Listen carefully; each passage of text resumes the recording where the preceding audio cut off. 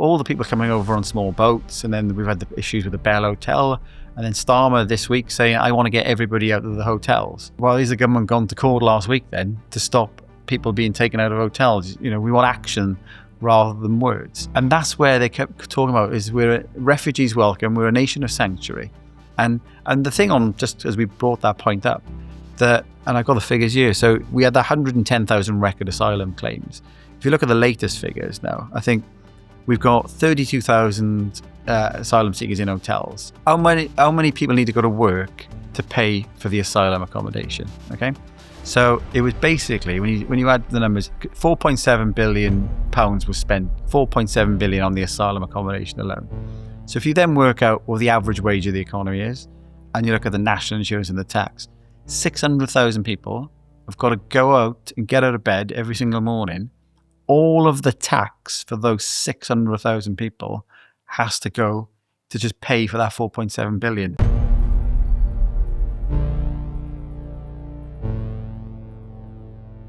I've done one interview like that in America. Yeah.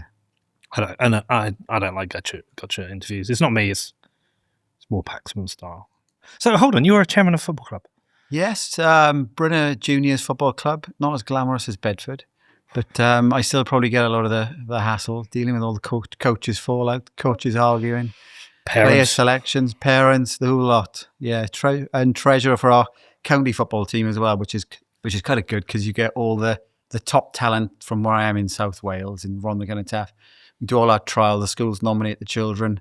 So I'm treasurer for that. I coach one of the teams as well. So you get to coach the kind of the grassroots level and chairman of that, and then the more elite level of footballers who hopefully one or two might go on to big things in the future. Have you got teams in the JPL? In Wales, we don't tend to have the JPL. Oh, okay. But a couple of teams now, kind of Newport, the far closest to English areas tend to play in the JPL as well. We've launched 4 teams this year under what we call Rail Bedford Elite, which is the best teams, the best players. I think I can't remember if they're JPL or EJA, but it's a mix. What? It's a mix. It's a mix, is it? Yeah. Youth football's hard. It's harder than definitely adult football.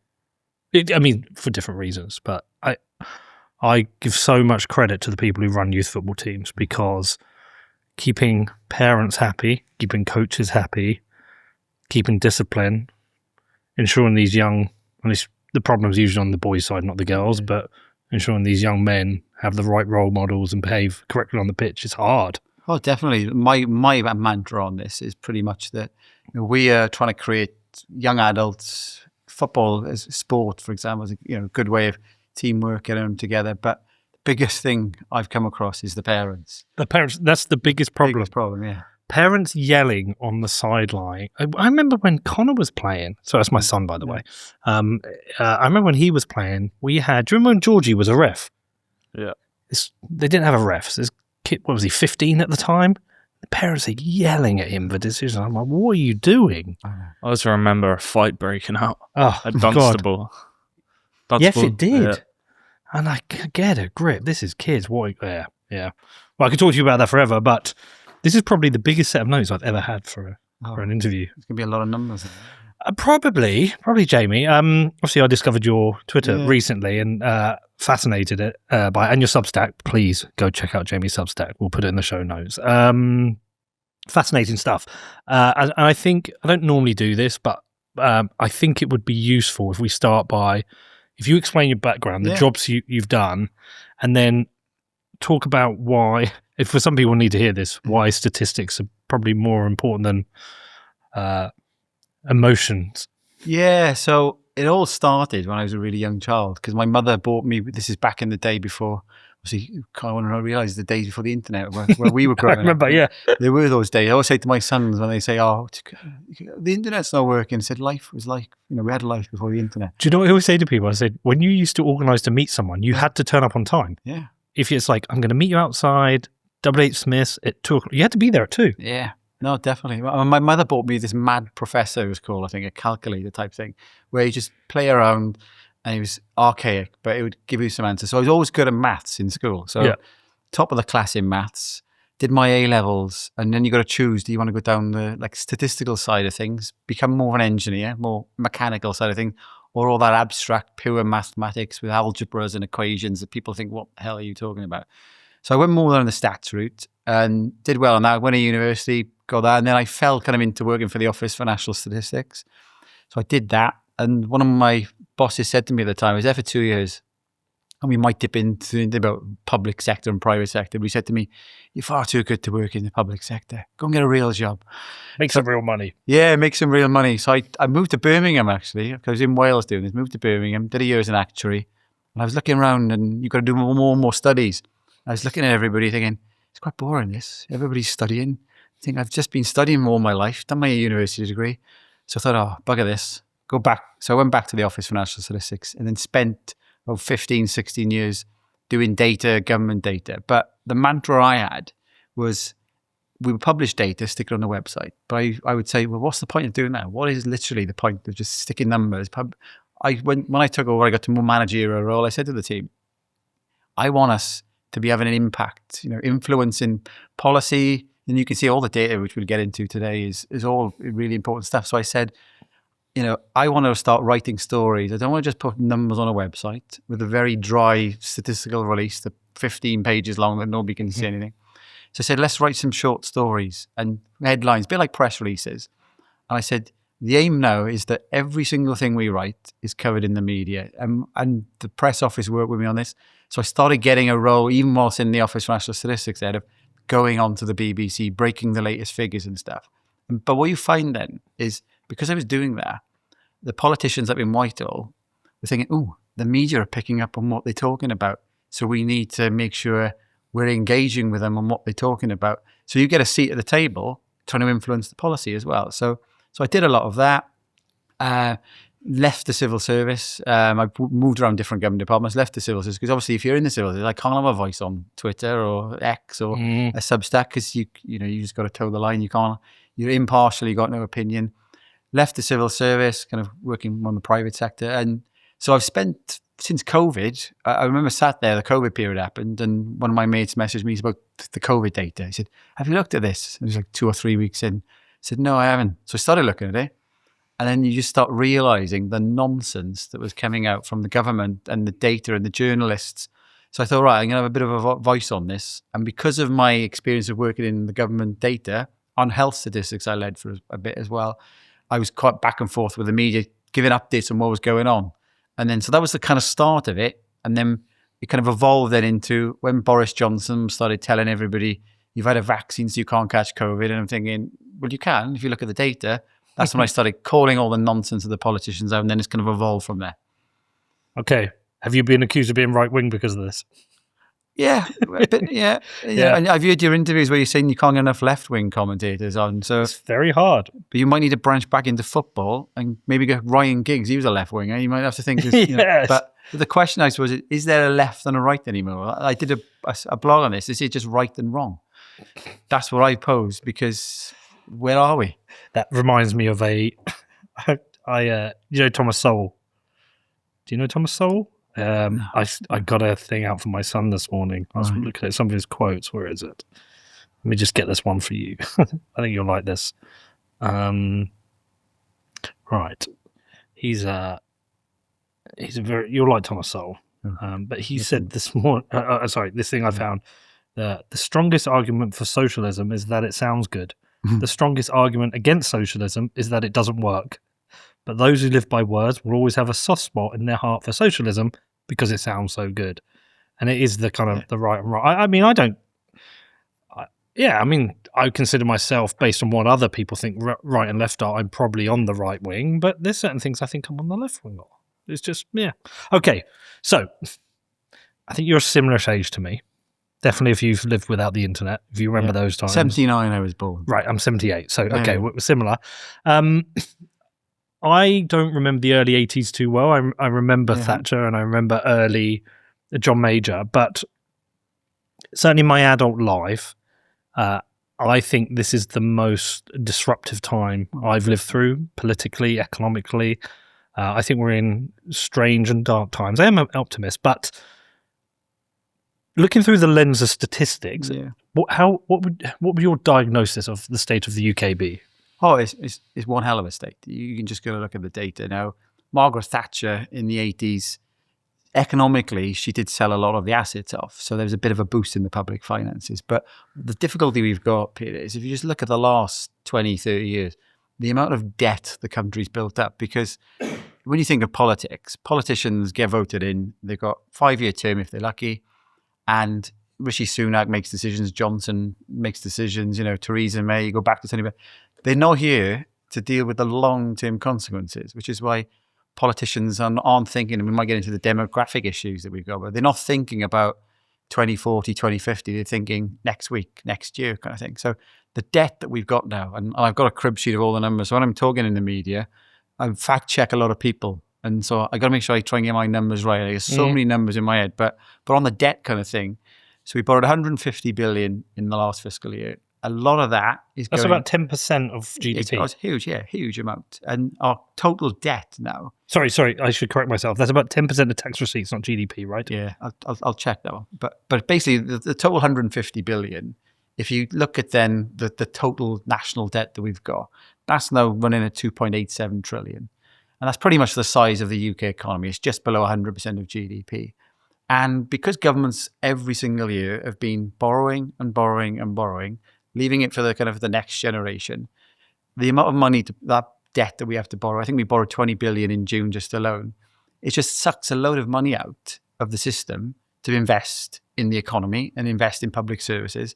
So what the Labour government are coming in and doing, obviously, is let's put taxes up. But let's not forget, Boris Johnson did it and the taxes went up under the Tories. So you can't just blame the Labour Party. They're just continuing with what hasn't been working. You take more tax, and as a businessman, take more tax, you invest less. So the latest economic figures that we had out from the ONS a couple of weeks ago, the economy's trundling along. That's driven by government spending from the borrowing, but business investment's going down because national insurance has gone up. Your cost to employ people has gone up with the minimum wage. So the private sector's starting to tank. The public sector's growing, but you can't fund the public sector without a private sector. So these successive governments are borrowing all this money. Now, if I went to the bank and said, actually, can I borrow some money to pay back the money that I owe you last time? At some point, they're going to call in the house or something. So we can't continue where we are. And growing up in Wales, where I'm from, is pretty much Labour have run Wales for 25 years. So I was shocked when Starmer won, because I was at the time saying, if you just want to see what's going to happen to the UK, just see what's going on in Wales. But I don't think Starmer got voted in. The Tories got voted out pretty much. I would agree with that. That's what happened there. Because I think he had a lower vote than what Corbyn had.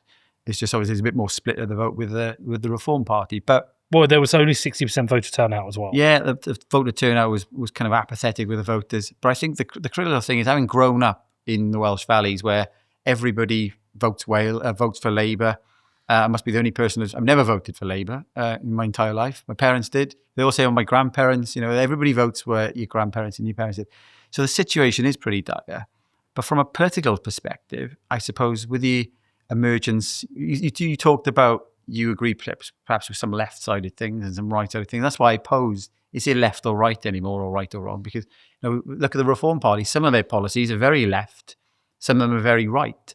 So as the dynamic change, and this is remarkable in my lifetime, just to see an emergence of a party that means the two-party status quo, I suppose, could be broken in the next 5 to 10 years. Okay, so your diagnosis is it's bad, but recoverable? I think so, but you've got our government. I know Liz Truss, you've interviewed Liz. She was here yesterday. Yeah, and she was trying to go down that route of lowering the state. And ultimately, as part, I did a lot of, we talked about my stats and maths degree. As part of that, I did economics. In my degree, I chose economics. And some of the stuff that you see the government doing is just against any basic economic theory. So yeah. Well, what economic theory? Because I did economics at A-level and we were taught Keynesian. I didn't discover Austrian economics till I was in my mid to late 30s. So yeah, it's true. So, where do you sit? Well, I sit on the kind of the low state kind of thing, and where you give more money to people, they'll go and spend it on the high street. And as I said, the public sector doesn't create the wealth of the country, because you need that private sector. Without that to pay the taxes, there is no public sector. So the latest figures on the payroll, for example, we've seen a big drop in the last 157,000 jobs on payroll lost since Labour took office. Now, if you break that down between public and private sector, hospitality's been decimated. the only growth in jobs in the economy at the moment is in the public sector. But if you've got a shrinking private sector, again, the tax issue, so where does the money come from?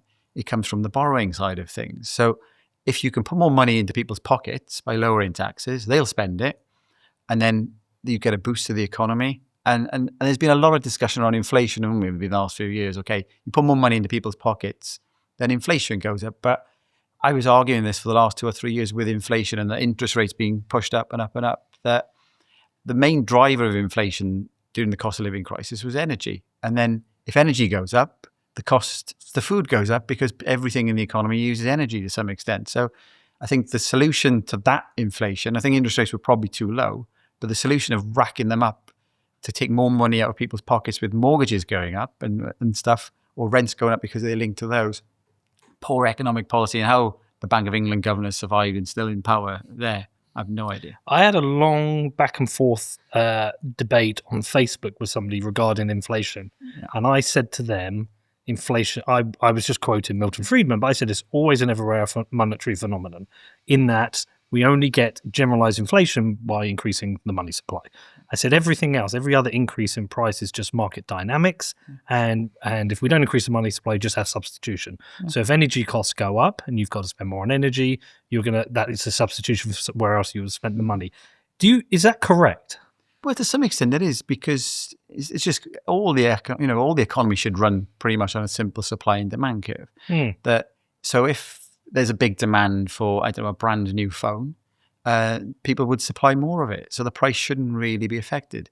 But the interesting thing to the money supply angle, you talked about this. So Mervyn King, former governor of the Bank of England, was talking about this. And the exact thing I was saying as well with the money supply, what you had in COVID, the demand in the economy shrunk because the government shut the economy pretty much.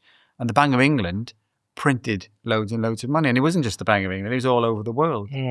So what did you have? You had loads of money going into the system. People sat at home on furlough. Oh yeah, you have a bit more money, have a bit more money. So you had too much money chasing the lower demand in the economy. So what's going to happen? You got a massive inflation. So a lot of that, I would say, was caused by the government. But who pays for it? It's the public, because the public then end up with all the costs going up. And the thing I always found remarkable, just on mentioning Rishi Sunak there and the furlough scheme, is people are like, this is brilliant. Look at the government looking after us, as if they didn't realise at the time, you're going to have to pay this back somewhere. So the government, they say, has no money. It's our money. So yeah, have some free money on us, but you're going to have to pay it back. And then that's what's pretty much going on at the moment. The humble bee, a keystone species crucial to the survival of Earth's inhabitants. Here's how things would look if bees vanished. And here's how they'd look if humans vanished.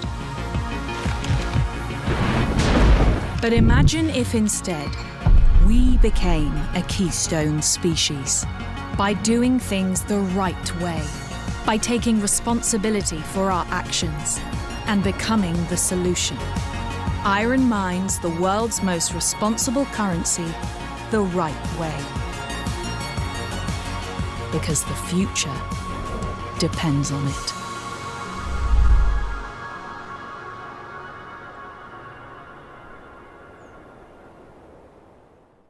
But do you not think there is just a general lack of understanding of basic economics? Oh, totally. Yeah. But there's just, one of the roles when I was at the ONS, I went on as a comment to the BBC newsroom. Okay, how was that?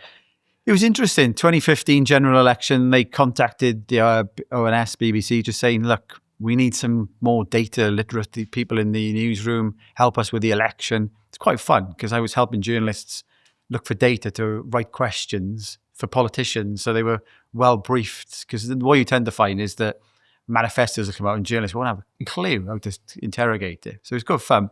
My first day there, I actually said, how do you prepare the news for the news at 10? How do you do it? Because you have all these packages.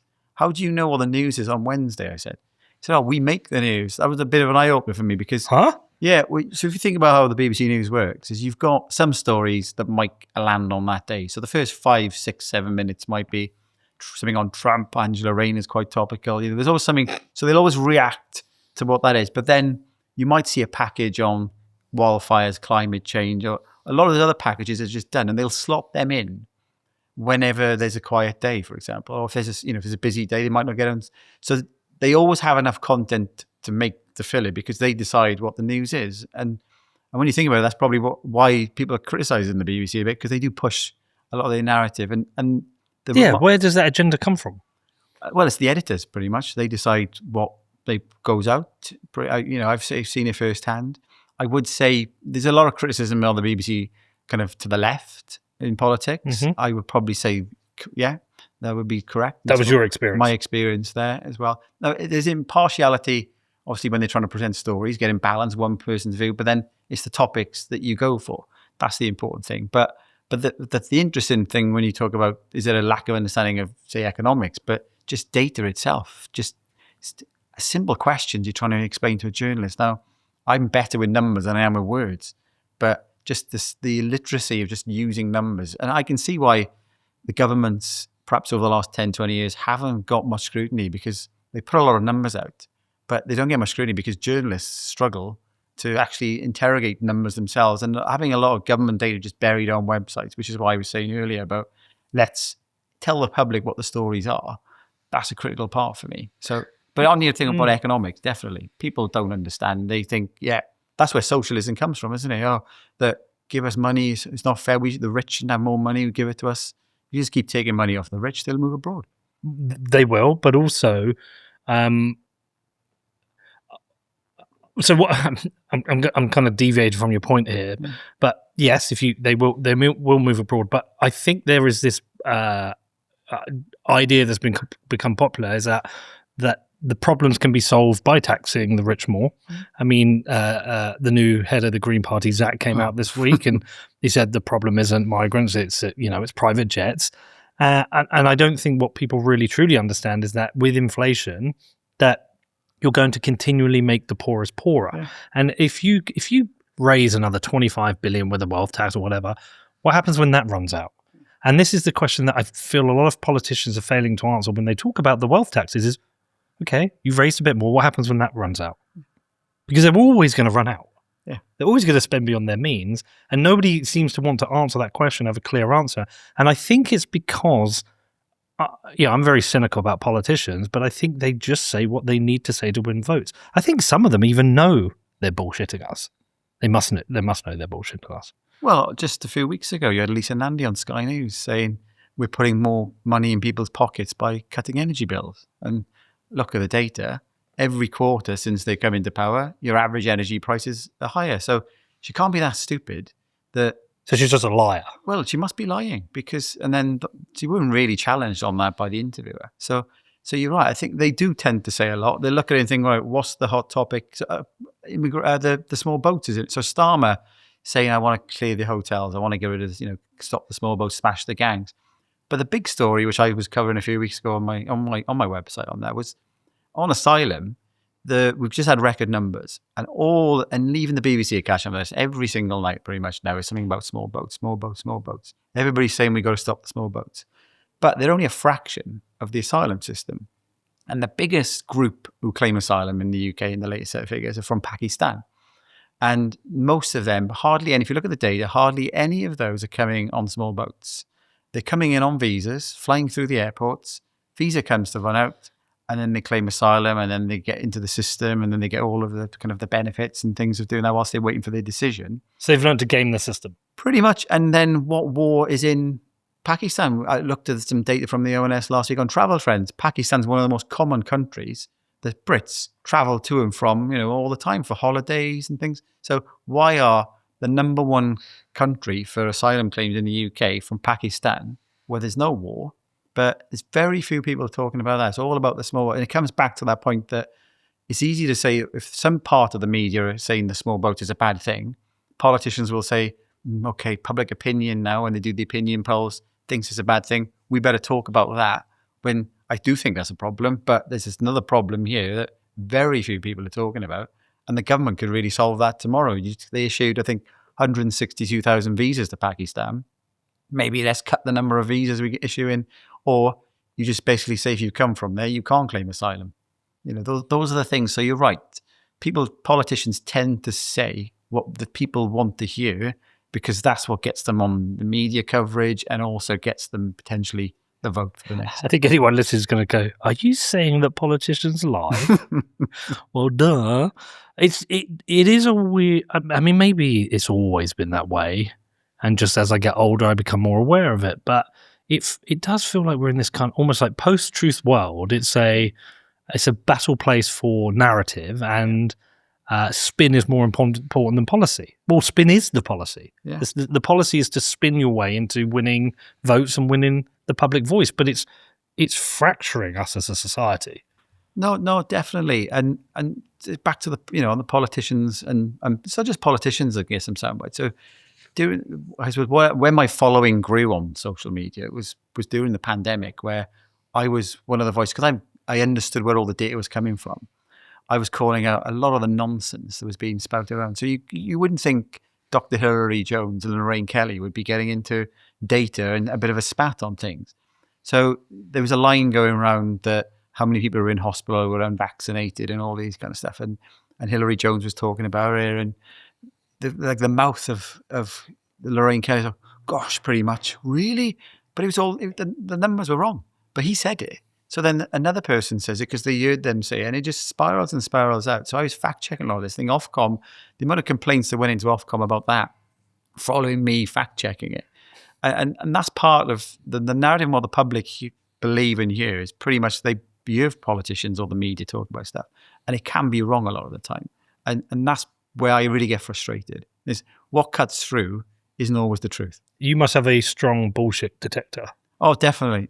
And I think there was an account set up on social media fact-checking me as well. Anything I tweet, they go fact-check me. So, I tend to make sure I double-check everything I'm tweeting, because the last thing I want to be doing is double standards, isn't it? I'm fact-checking people, but then I'm getting all my facts wrong myself. But yeah, there's some absolute nonsense. Who runs the account that facts-checks you? No idea. I have no idea who's running it. I wonder if that is a government goon. God knows. But then a fact is a fact, isn't it? You can't deny a fact. So people arguing with what I'm saying, when you can argue with an opinion of what a fact is, but the fact is a fact itself. Well, it's a bit 1984. Yeah, definitely. So I think what we should do, we should work through some specific sectors and start giving people the data. I've got some of it here, but you might know it to hand, just to help people understand exactly where we are. Because, like I say, I think the country's not in a good place. There is a massive divide between what is the left and the right, but the new left and the new right. There's nothing we seem to be able to agree on. But I think ultimately we're all being damaged by this, economically, socially. The fabric, I think the social contract is broken. I think the fabric of society is being torn apart. But hopefully with good data and statistics, we can actually explain to people what's going on. So let's start with energy and the cost of living. Yeah. So I've got it here. I mean, you wrote that bills have never been lower than July 2024's level. Yeah. Okay. And so can you explain what's going on with energy prices and help people understand that the truth of what's happening? Yeah, I suppose you've got to go back a little bit first. So you've done some great podcasts talking about like free markets and things. Yes. And Ofgem's got a lot to answer here. Because if you think, I remember about 10 years ago, you would all be shopping around lots of different energy companies. What kind of deal can you get there? And then it was deemed, possibly by the socialists, I don't know, it was deemed unfair because, there's a lot of people in society who don't know how to do all of that.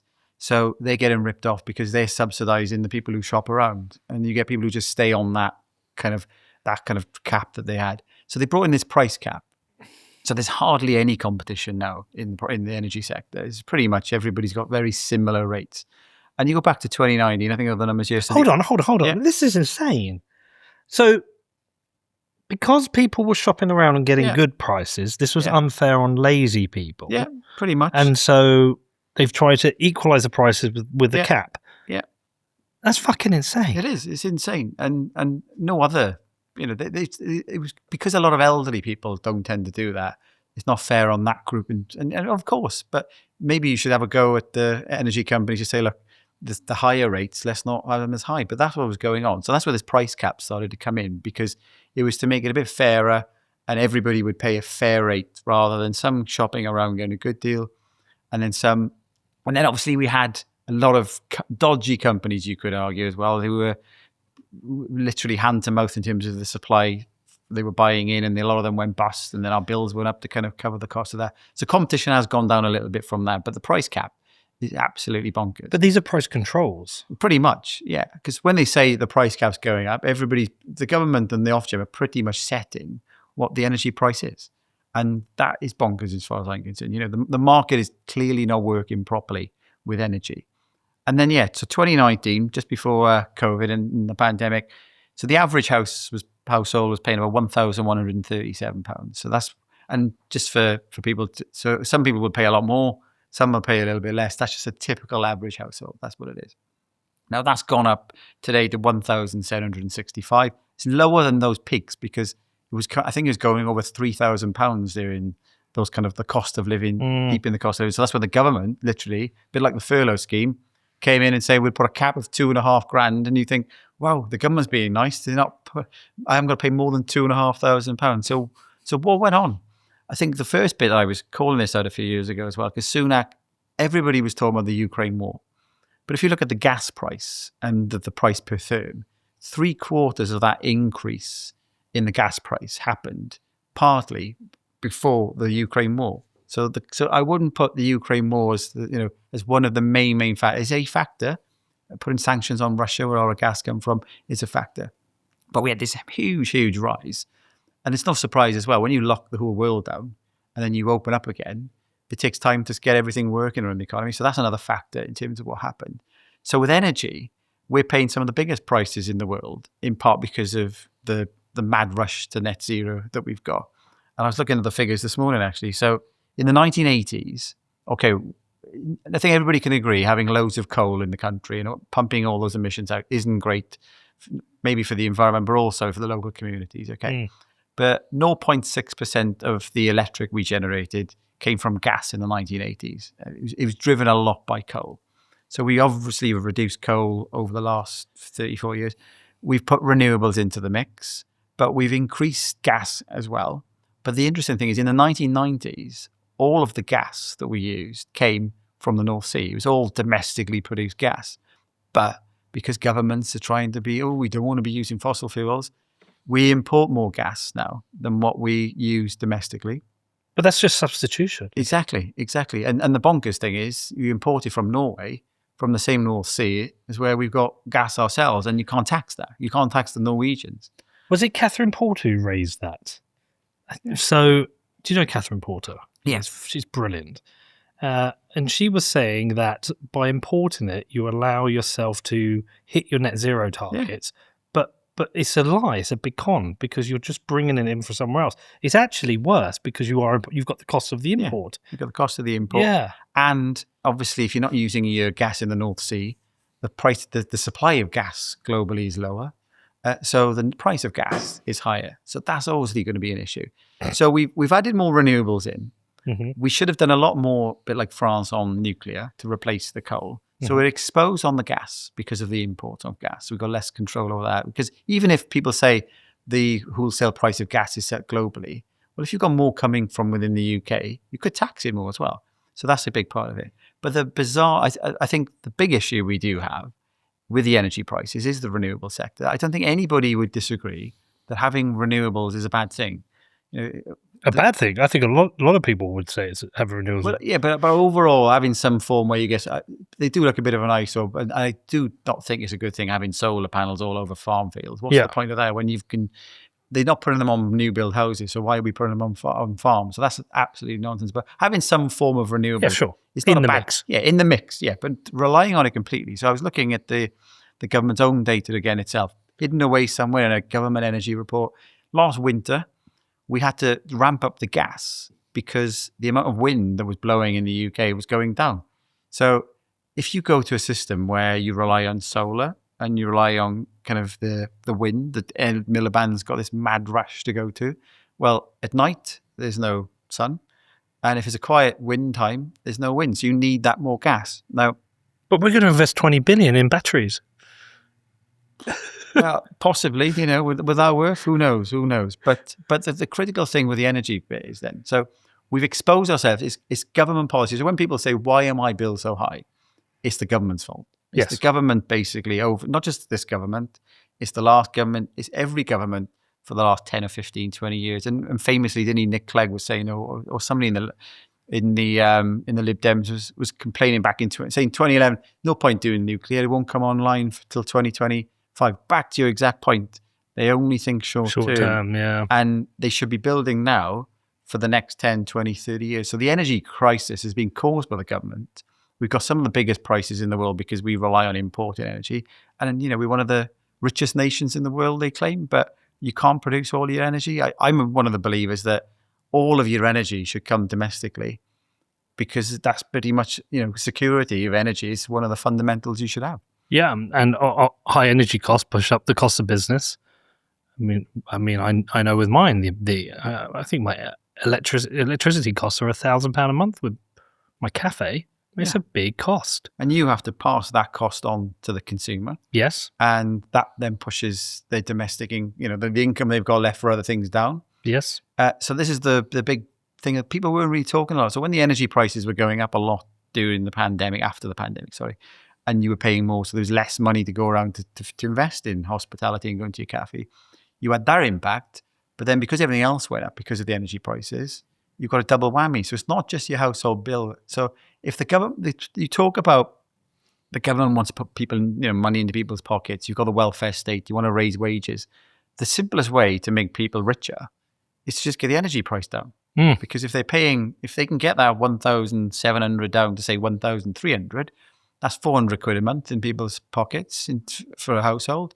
They'll spend that, get the economy going. So that's the critical thing that you need to work on. But you can't just switch a nuclear power station on overnight. So you've got to really blame, this is going back to George Osborne and David Cameron and probably back to Tony Blair as well. 15.6% last year through interconnectors.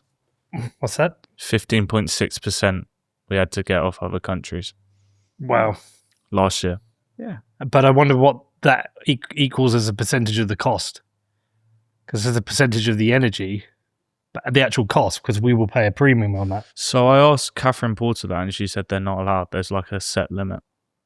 They don't upsell it. Yeah.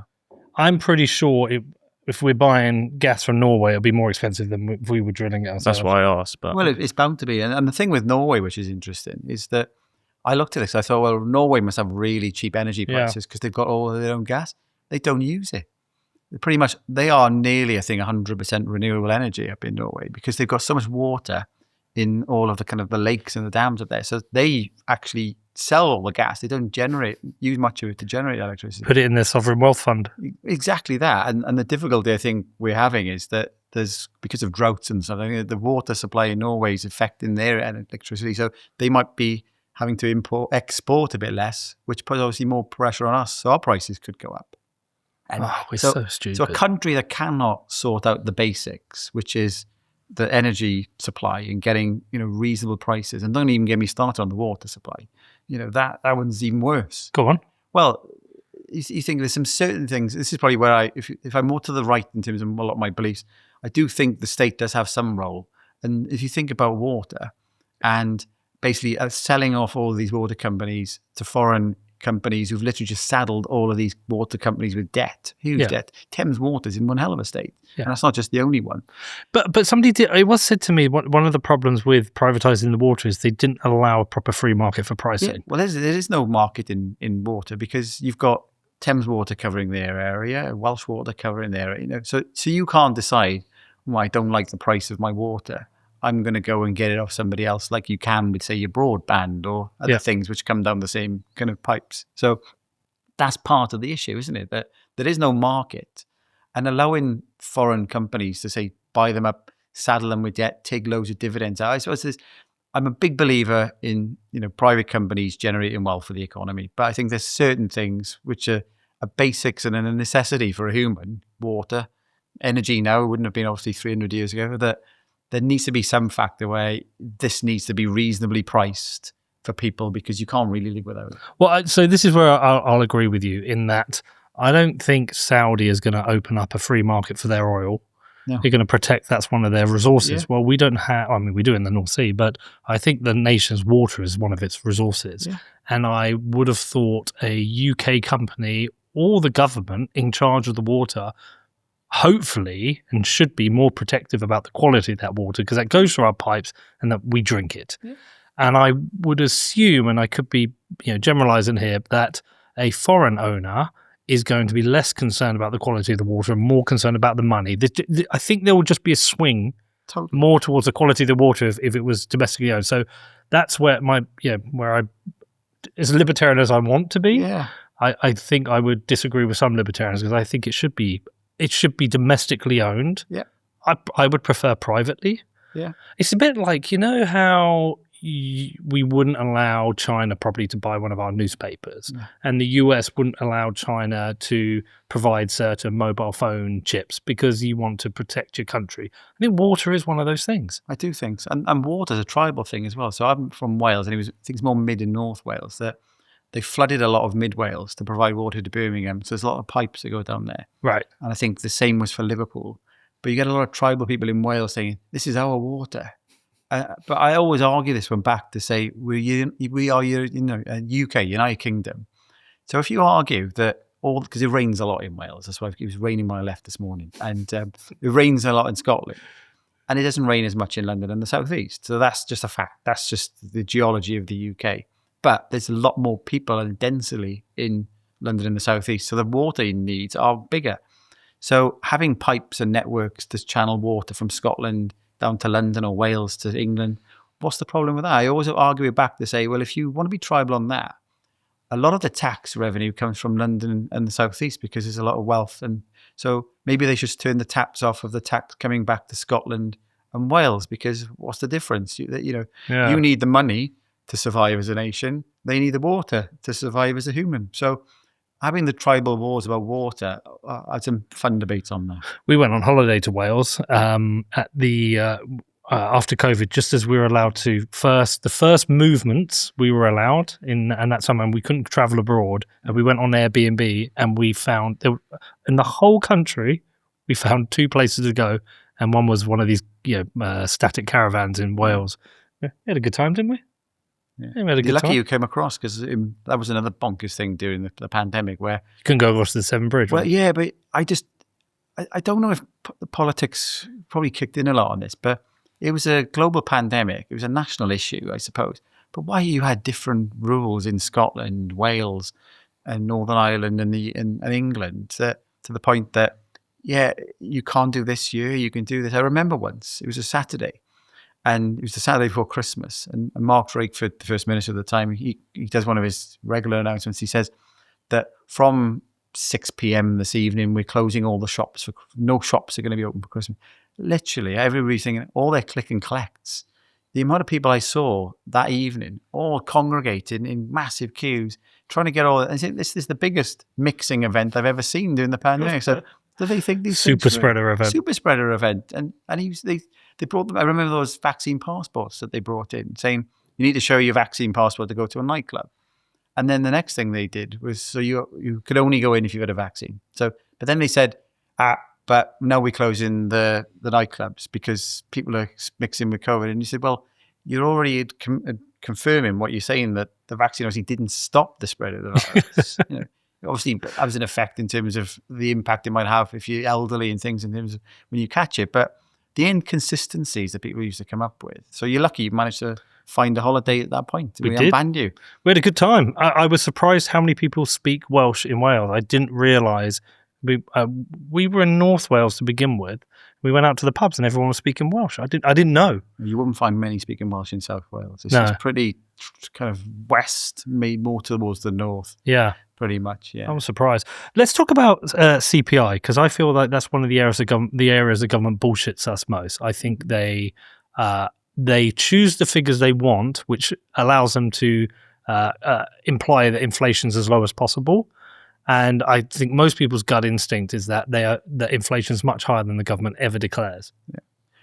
Well, so there's different measures. You've got what used to be called the retail price index, and then that changed to the consumer price index. And I could bore you, and it's very complicated. The differences. There's lots of different formulas and how you calculate them.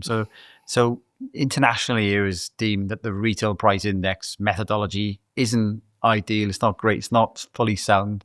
But they still have to produce it, even though people say it's not very robust, because there's historically a lot of things linked to RPI. So if you just stop publishing it, people who've got kind of pensions or contracts will say, well, hang on, we need this number. So they still produce it. But I suppose the big one is you've got CPI and then CPIH, which is basically the consumer prices index, or one where you include housing costs in there. The ONS tend to, I think, lead on the CPIH when they put their numbers out, but the media all focus on the CPI, and that one does tend to be a bit lower, especially in the more recent times where housing costs has been a big driver of higher inflation. So that, and just in terms of how do they calculate it? So what they will do is they'll get a basket of goods. So they'll decide what are people buying.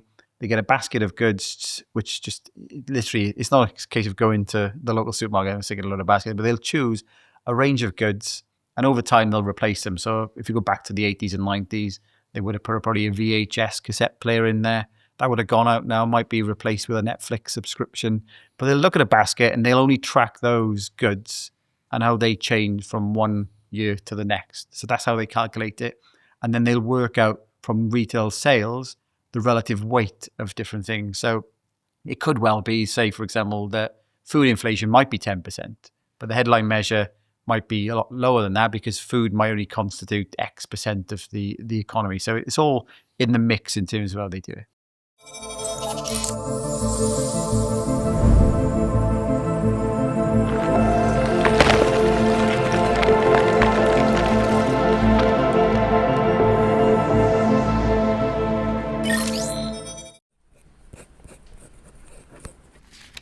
It's very important that you don't lose this, okay? This is your inheritance through Bitcoin. Let Bitcoin rip. Don't rip up your Bitcoin. Set up inheritance with Casa. In some ways, people need to know their personal inflation. Yeah, definitely. Because setting the inflation for the entire country is very difficult. I mean, if you're somebody with a small amount of disposable income, you're very much exposed to rises in petrols and groceries, whereas if you're wealthy, you're not really exposed to them. And so in some ways, I think the CPI needs to be a lot more dynamic. I think so. That's a fair point. And when I was looking at the energy prices over the course of the, when it all started to shoot up and they were talking about the caps, the proportion that poorer households spend on the likes of energy and food, as you said, is significantly higher than the proportion. The richer households will pay more because obviously they got bigger houses and stuff. So they'll pay more for their energy, but the percentage of what they totally have will be a lot less. So when you saw those huge increases, the inflation for the poorer households, their personal inflation was significantly higher. And so I think that's a fair point. They're tracking what people are buying and weighted, but what about what people want to buy? They might remove, I don't know, ribeye steaks from the basket because people can't afford them anymore. Yeah. But ribeye steaks are getting expensive. People do want them. They're having to substitute it with things they don't really want. I just feel it's so misleading. Yeah, it's a fair shout. But you can also, I suppose, because they track the same products, you can influence your own personal inflation as well. So when some products do become more expensive, you might downtrade to a cheaper version. So the retailer's own brand of baked beans rather than, say, a leading brand of baked. So you can offset. It's not easily to do that, but you can offset a little bit of it. But the inflation, in terms of just on the point of inflation, where are we today then? So inflation in the UK is creeping back up. And it's important because inflation has a massive knock-on effect to not just what you're paying on a day-to-day basis, but what the government pays. Because if inflation's going up, all the benefits that are linked to it, all the pensions are linked to it, like public sector pensions. So inflation goes up, government spending has to go up to react to it. And I think inflation's currently running at around 3.8? Yeah, 3.8%. It's a lot lower, it's about 0.9% in France, a lot lower in Germany. So what is the government doing which is causing us such a mess? And so are you tracking the change in wage growth alongside this? Because if wage growth is ahead of inflation, for those who are, not the nurses sadly, but for those who see wage growth above inflation, they're on the right side of this. So this is an interesting one because when Cameron came in and we had that famous "there's no money left," the public sector, I was working in the public sector at the time, did have austerity kicked in. Wages didn't go up much in the public sector. And there is a link between public and private sector wages because companies are competing for the same labour ultimately. So if public sector wages aren't going up much, then private sector wages will tend to come down as well. Otherwise, people just leave the public sector and go over, vice versa. So if you look at where we are currently, because we had that massive spike in inflation, you then had this huge discussion around, well, people are going back and forth. The unions will be going back in the public sector and in some of the private sector, demanding higher wages. So you saw there that wages were tracking behind. Wages are tracking above inflation at the moment, but there's always that lag, because as inflation comes down, the wages that you negotiated are still slightly above. Right. But I suppose the critical thing from what should we care about this is what's going on with public sector and private sector wages at the moment. So public sector wages annually are going up about 5.3%. It's slightly higher because perversely there's still some of those banks included in the public sector when they got a bailout. They haven't got rid of all of them yet. And their growth in wages is slightly lower than the public sector overall. But it's about 5.3% the public sector wages are going up. Private sector's running around 4.7%. So it's the public sector driving this. So it's going up higher at the moment, right?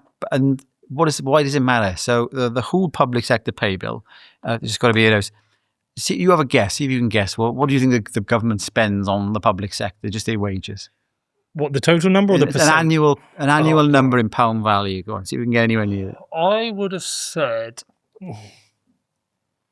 So tax receipts are 1.1 trillion, and I would estimate the public sector is now must be near 50%, about 500 billion. Well, you've gone in high, but then obviously but that's probably public spending wouldn't be far off that, because they're spending on not just wages. Sorry, that's So okay, wages. Half of that, 250 billion. That's pretty close. I give you, you should get a gold medal for that. 288 billion. Well, so I mean, most of the businesses that I know, labour costs can be about half of your actual costs.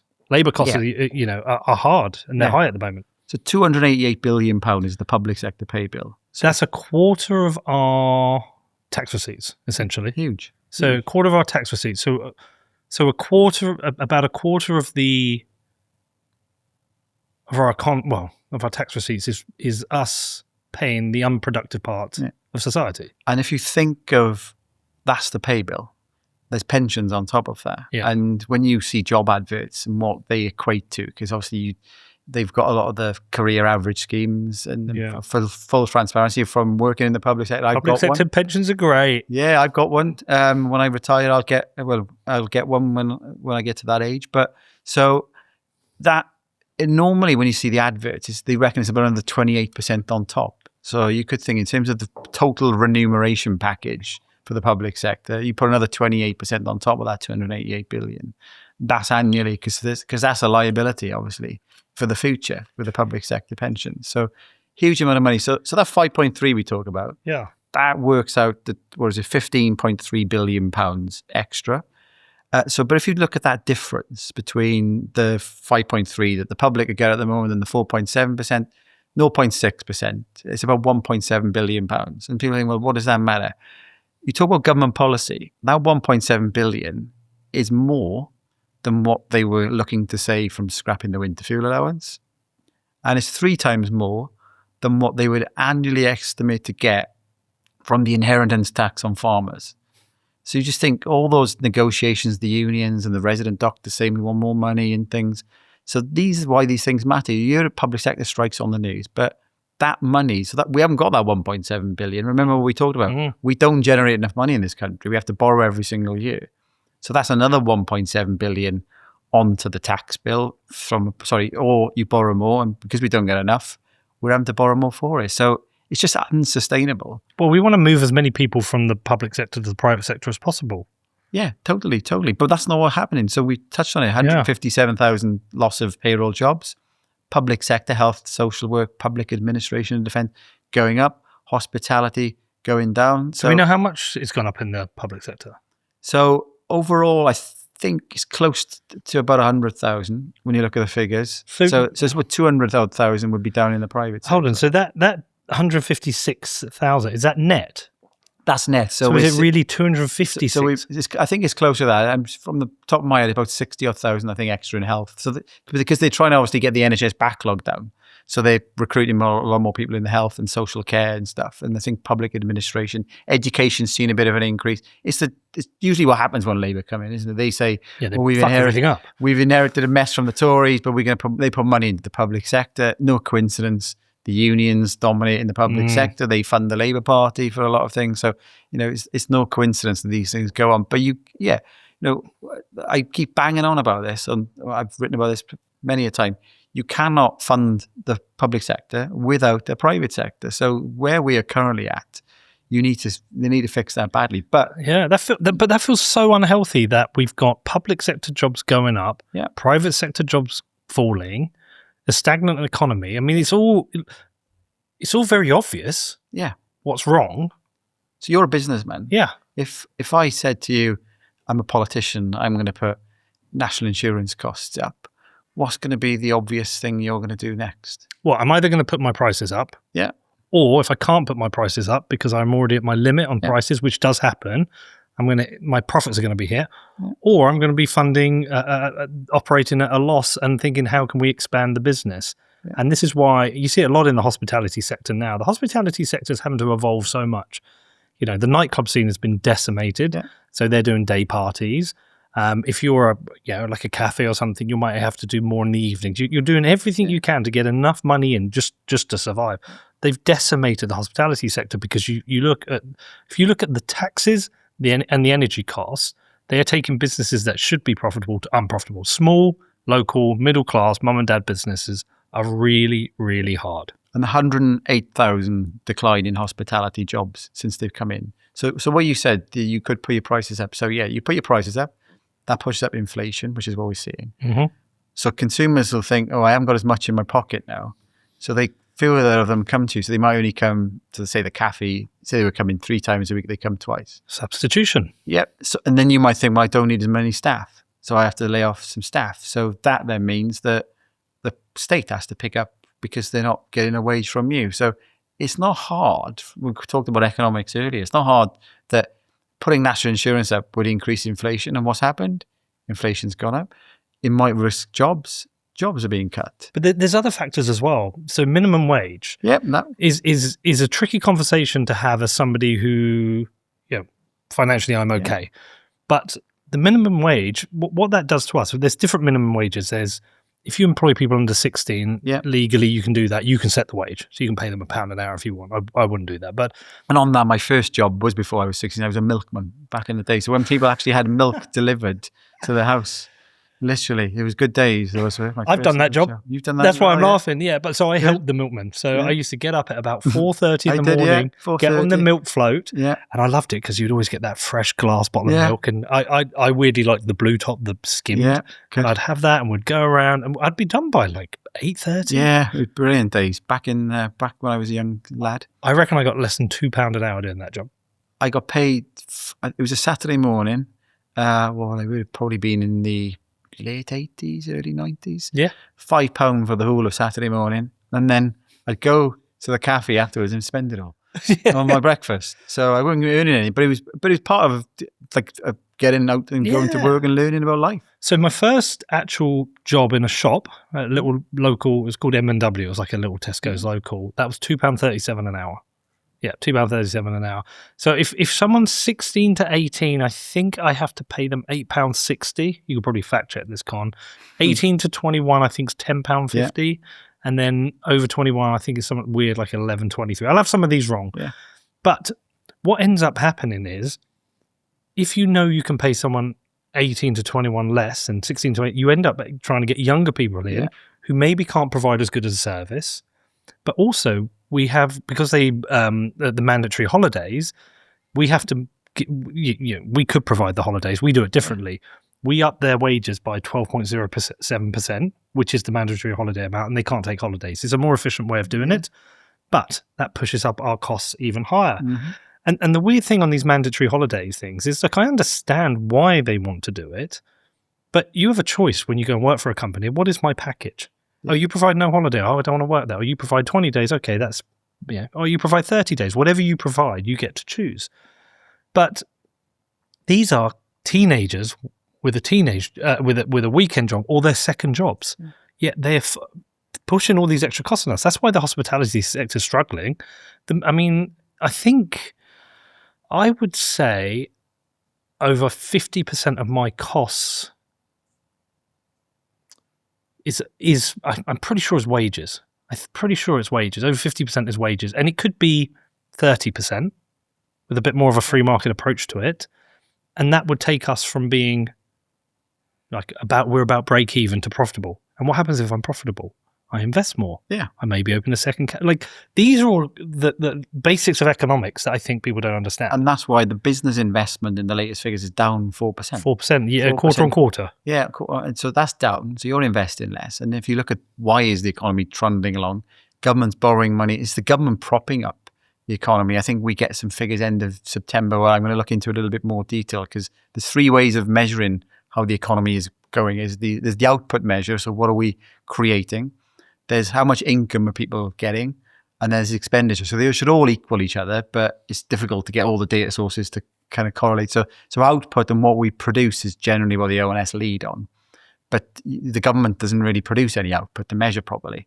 So what you can then look at is expenditure. And I think at the end of September, we get a bit more detail on that. So I'll dig into that a bit more. But the evidence is looking at it, only the government spending is what is propping up the economy.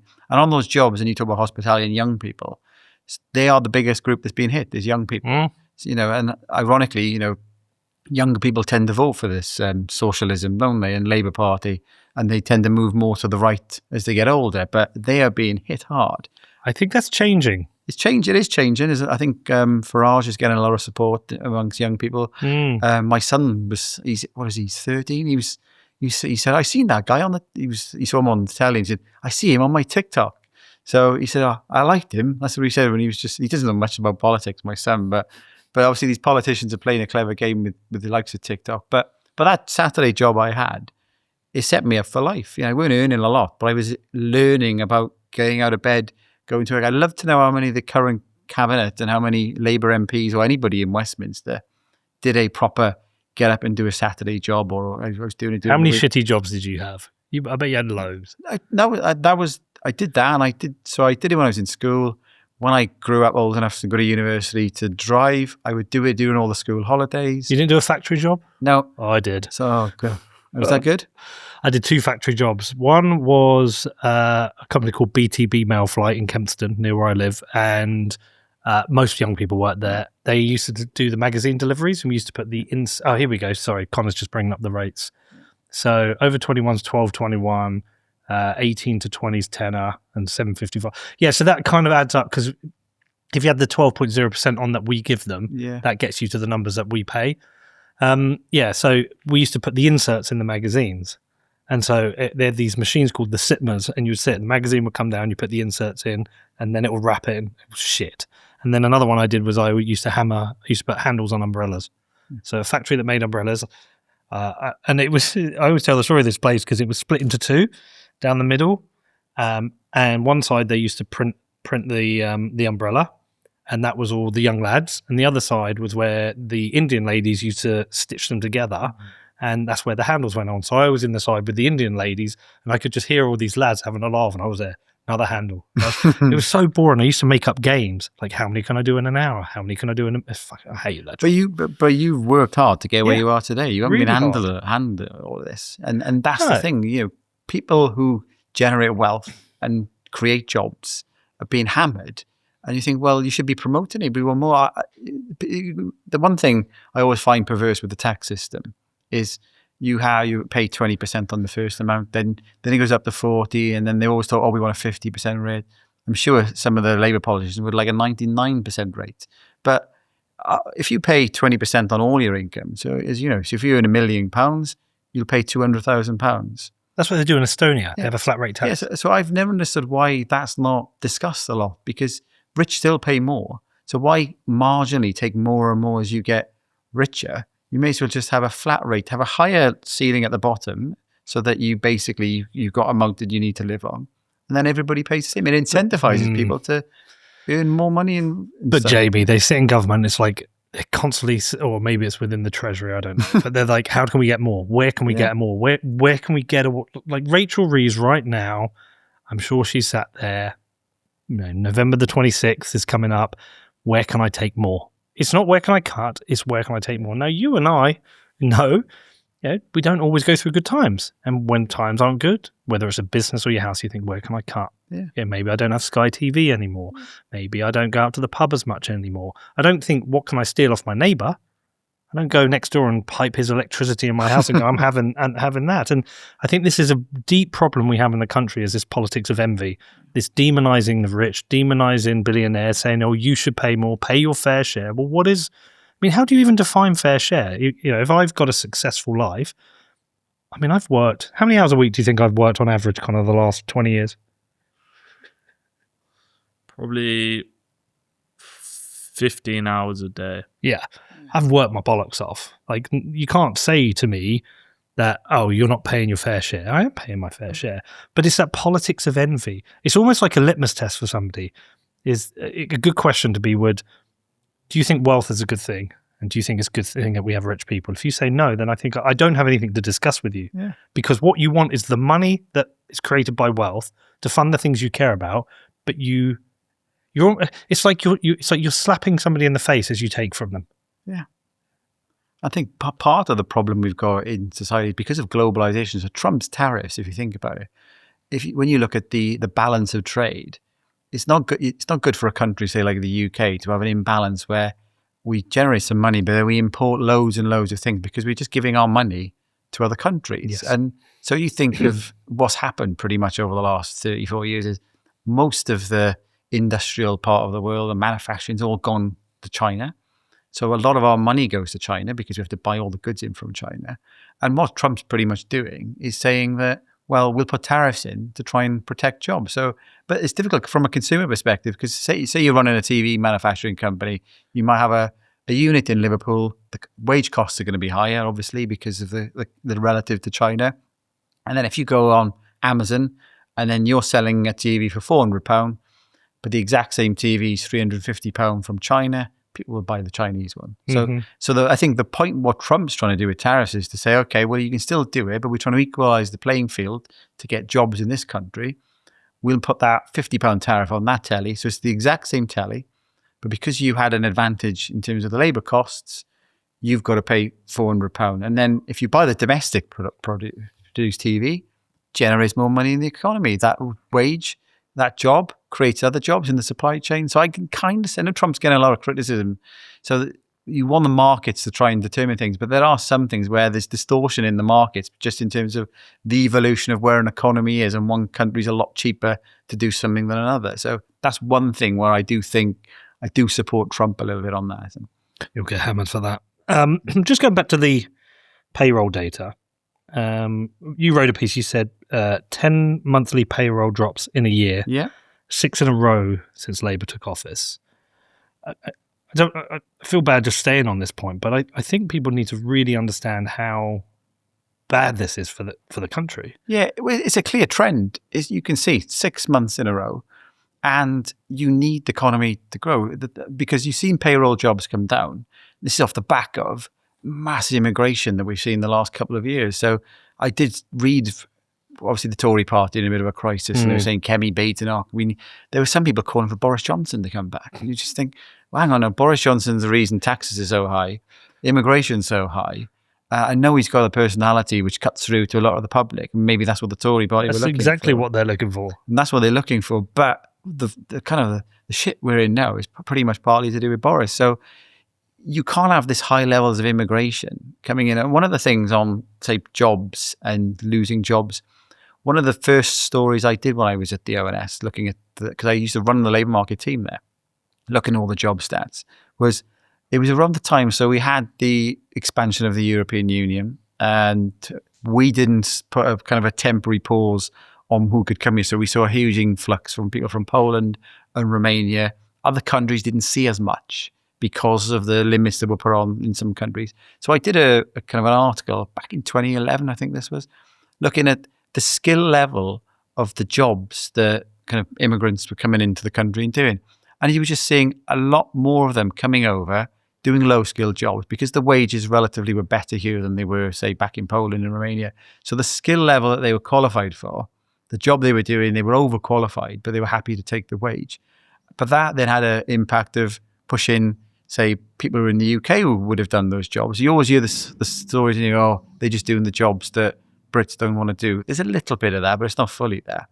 But yeah, so where we are now, when you get a lot of immigration coming in, you'd be looking for employment numbers to be going the other way. Yeah. Because they keep saying, don't they, that immigration's good. The date is jury's out on that. I think there's high-end immigration in terms of the tax, but you look at the skill level of some of the people that are coming in, some of them are coming in on such low skills, they then obviously at some point, after they get to a point where they can claim benefits, they'll probably get tax credits. So it's 6 monthly falls in a row, 10 in the last 12. On my social media feed, you can see clearly the data is going along, growth, dotted line general election. Let's start putting taxes on jobs. Bang, goes the other way. It's not rocket science. I also think that argument about they're doing the jobs the Brits don't want to do, it's such a privileged point when we have so many unemployed in this country. It's like, I know my dad, he would do any job if it came down to it, because you've got to put food on the table. It's a very privileged way to look when you're living off the state. Totally. And a lot of arguments have said as well that the NHS would collapse if we didn't have immigration. Now, again, we talk about energy is a problem because of the government. That's a government issue as well. We haven't had the training places. And I think personally... Well, there's a restriction in the number of doctors. Exactly that. So I personally think that it's immoral to steal healthcare workers from other countries. Well, I've had that conversation with other people as well. If you are taking healthcare workers from Africa... or from Eastern Europe, well, who's doing the healthcare work there? Totally. I've got no issue with people coming over. And it's great if somebody in the health system is treated by somebody. But for me, the argument never gets discussed around, we've just gone and done a recruitment campaign in a foreign country. So that country's invested in the skills of that individual and we've just stolen them. What is the unemployment rate? Do you know that off the top of your head? Off the top of my head. It's a few million people unemployed. Oh, yeah. 1.7. 1.7 million people unemployed. But what we do now have it. And I see this. There's a shop up around there. We see it at the top of our high street. You now get a congregation of Deliveroo drivers. They all sit there together, and I'm not. Before somebody jumps down my throat, we order food from Deliveroo. We talk to the drivers. There is a low grasp of the English language. Often Asian men, pretty much all Asian men.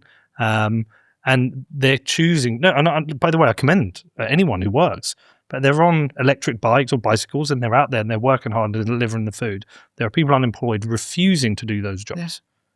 And I fully empathise with Connor's position here because we're now...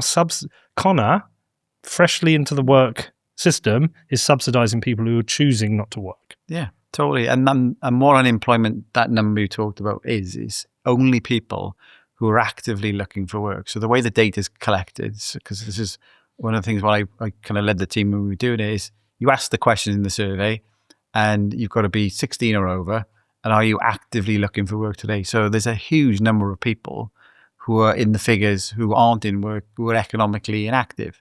Now, the big chunk of them who are retired generally aren't a massive drain because they've done their kind of work over time. But you've got students, obviously, at a university, but the amount of people who are actively not looking for work, they won't be in the unemployment figures. So we had it the other day. I think it was 54% of people now take more from the state than they give in tax receipts. 54%.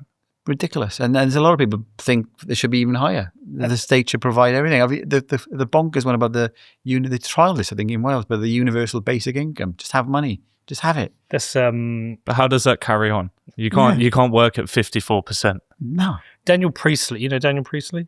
Yeah, he explained, I'm pretty sure he put a tweet thread, explained it in a really, really brilliant way. He said, if there's 4 people in this room, you, me, Kurt, and Connor. If you choose not to work, the 3 of us can carry you. If you can't walk, the 3 of us can carry you. If you and I choose not to work, Connor and Kurt can carry us on each other's back, but it's hard. But 3 of us are not working. There's no way one of us can carry the other 3. And the trajectory is we're asking more and more people to carry people who aren't being productive and aren't providing the economy. And I know some lefties will lose their shit and we sound like, well, we're not empathetic, or you don't care about these poor people. It's like, no, I do. I really do. Yeah. But we have to just be honest about the data and what it means. And I just think I think there's enough books, historical books, that will tell you exactly what's going to happen to this country if we continue on this trajectory, and it's not good. In terms of borrowing, you said 20 billion in June? Just in 1 month. When do we get billion. the August figures? Have we got those? July's come out. That was quite a little bit. July's always a quiet one. Okay. So it'd probably be the next 2 or 3 weeks we get the August figures. But some months are high, some are low. But over the course of the last year, another interesting stat on the borrowing actually is because when you're trying to assess this government, so the OBR do forecasts, and sometimes a bit like the weather, nearly all forecasts are wrong. Right? That's one of the things you can say. What's the fucking point of having them? I know. And I heard Rachel Reeves yesterday because somebody, I think on the BBC, I think it was Faisal Islam, was talking to her saying about there's a 50 billion black hole coming through, and she just said, I think that's from an economist who's not very good at forecasting. And I'm thinking, well, Play the sound. Yeah. Oh. Yeah. We bought this for Rachel Reeves. Oh gosh, yeah. And so if you take, I think they came in July, didn't they? They came in July last year. So let's give them a month to sort things out. So because you can literally, if you take over a government today, I think, gosh, the finances are much worse than we thought. You could have an emergency budget within a week or two. Well, Liz tried that. Well, she did, yeah. But you could literally have one in a week or two. So they came in, and for the period, I've just got it written down, so from August to March, so they came in July, so the rest of that fiscal year, August to March, the OBR, so this is a forecast before Labour came in. So some of this might be attributed to the Tories, but let's just look at government overall. So they were forecasting that we would be borrowing, £40 billion between August and March. Right, so that's what the OBR was saying. We would need to borrow. Labour come in, we need to borrow £40 billion. 7 months. 7 months, yeah. Okay.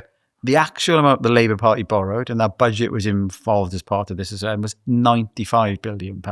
Okay, so 55 more than the 40, more than double. About 100. What's that? About 115%, 120%? Huge amount more. Yeah. So no, it's more than that. It's about 130%. Yeah. So, but we talk like billions are talked about in the news, and when you talk about statistics, as if like a billion's nothing. And say the tax on farmers will raise 500 million, not a lot. The winter fuel allowance was about just slightly shy of 1.5 billion. So just let's borrow another 55 billion pound on top of what we were going to do. And again, comes back to, does Rachel Reeves, Keir Starmer care that bill's gone onto the national debt? Because in 5 years' time, they won't be in power. They don't care. No, but this is the thing. These people do not care. They don't. Well, I think there's a combination. There's people within the government who hate this country, and they hate themselves, and they hate British people, and they hate British culture, and they do not want to see a success. I also think there's people who lack backbone and integrity, unable to make tough decisions. But I also fundamentally think we've got Labour at the worst time to have a Labour Party. What you need right now is a Thatcher. A Thatcher will say, look, we need a recession. Yeah. We cannot afford this. We need austerity, but austerity at a level that way beyond what we happened under the previous Conservative administration. And we need to lower taxes. We need to drive investment. We need to rebuild our economy. Labour as a party ideologically cannot do this. It will not get voted through. And so we've got a Labour at the worst fucking time for this country. Oh, definitely. And I've heard you on some previous podcasts. Get rid of them. Yeah, well, definitely. And I think, Connor, you were trying to get a house. You talk about wanting to buy a house. And that's another challenge that we've had for the last 30 years. So the biggest problem I've had with immigration, I say immigration overall, you're going to need, every country needs some people coming in, some people come out, because you're always going to get some people who want to leave. But what's gone on? I look at housing on this. So we've had mass population growth over the last 30 years. So I think since 1991, extra 11.5 million people. So that's about a 20%? So we're about 67 million people now in the UK, and we've had 11.5 million increase. Okay, so it's about 22%. Yeah. So big rise in the population. But the infrastructure hasn't come with it. So that's the big problem with migration, is when the government says, we need them to come and do jobs, but you don't put the roads in. We've had no reservoir for 30 years. No surprise that, we have more droughts and the reservoirs run. Take out the leaks. We talked about the water earlier on, but there's no surprise the infrastructure's creaking. But hold on, but we don't need them to come and do the jobs. The market will respond. If they don't come, the market will respond. Exactly. The government needs them for GDP. Yeah. GDP. Yeah. But again, that's another lie because its GDP per capita is terrible. But so you go back to the house building then. So you've got 11.5 million people since 1991. And it was relatively flat. I know we've had huge numbers in the last couple of years, right? And then in 1997, well, the average house price compared to your salary was 3 times. And I remember when I was growing up thinking, I'm going to get on a housing ladder in the late 90s, early 2000s, thinking, like, I finished uni in 2000. What am I going to do next, kind of thing? And he's always thinking, oh, yeah, you need at least 3.5 times your salary to go to the bank. So it's 3 times then. In London, it was about 4 times. So now nationally, it's 8 times. So how do you get on the housing ladder? And the reason it's gone up so much is this huge immigration's come up. The houses haven't been built to cope with it. So that's a big problem. And that 8 times now is actually 11 times in London. So God help people trying to get a house in London. But the immigration, there's another impact, a demographic impact on this. So what you've had is that these house prices have gone up. So you can't afford, if you're a young couple, to get on the housing ladder probably now until your mid-30s. So if you haven't got a housing unit, you don't have as many children. So the fertility rate's been going down and down and down over this period. Could have got fewer children being born because couples can't afford to live together and have 2 children. So we don't have enough children to replace people who are dying. So you get more immigration. So immigration's caused a lot of this factor why people are having fewer children. So what do people say? We need more immigration to fix this problem. And then you get more and more immigration coming in. And even the figures that the ONS are projecting, and this is with immigration lower in the forecast than what it currently is running at. I think by 2040, it's projected to be another 6 million on top of what we got now. And the ticking time bomb that nobody's talking about, and this is why I said about politicians who don't care, is basically older people. So we've got 6.5 million people over the age of 75 now. That's going to rise to 9 million people. So another 2.5 million. That's like a 37% increase in terms of where we go. Where are the hospitals being built? Because those are the people over 75. When you go into A&E or into generally on the wards, they're older people who've, that's what happens when we get older. Where's the 37% increase in hospital beds that we're going to be having? Nobody's talking about it. I want to talk to you about one of my sponsors, Incogni. And that means we're going to talk about the weird world of spam. And I don't just mean those spam emails that you get day after day from companies you've never heard of and companies you've never signed up to. I'm also talking about those spam phone calls you get from those people who seem to know a little bit too much about you, trying to get your bank details. It's all a bit creepy, right? Now, this all comes from the world of data brokerage. There are companies out there collecting your data, building profiles, and sending that data to anyone who wants it. Which is why when one of those scammers phones you up, they seem to know everything about you. Now, I've tried myself to get off these lists, try to get off the phone lists, try to get off the email lists. I unsubscribe from every one of these emails that comes in, but it's a game of whack-a-mole. It just never ends. And so this is where Incogni comes in. They do all the hard work for you. They reach out to these companies and they will get you legally removed from these lists. And I know because the last time they sponsored my show, I signed up and I didn't take the free option that they offered me. I wanted to pay for it. I wanted to see if you get value for money, and they removed me from 79 data broker lists. And so I've stayed on. I've stayed a subscriber, and I have seen a massive decrease in the number of emails and phone calls I've been getting. So it's a great service. I recommend you check it out. If you're sick of this like I was, please head over to incogni.com/Peter and sign up. If you use the code Peter, you will get a lovely 60% discount. So that's incogni.com/Peter. Yeah, I think there's an easier way to solve that problem, is that we have to have an honest conversation about what the NHS is, what it means and what we use it for. But if we encourage more people, any method that you choose to use more of the private sector, we would have more of a private sector for health. We would have a less reliance on the public sector. And to me, the private sector in health works really well. Yeah. I've used it. It's fantastic. And a lot of people can afford it when they don't realize they can. If you can afford Netflix, Spotify, Sky, all those things, you can basically afford private healthcare. You're choosing to put your entertainment ahead of your health. But at the time when you need it, you're going to regret that decision. I just don't. What stats do we have on the NHS? Have we got anything that's pretty damning? Well, the difficulty with the NHS in terms of what's damning now is Wes Streeting's coming, the new health secretary. Yeah, and he's talking about reforming the NHS.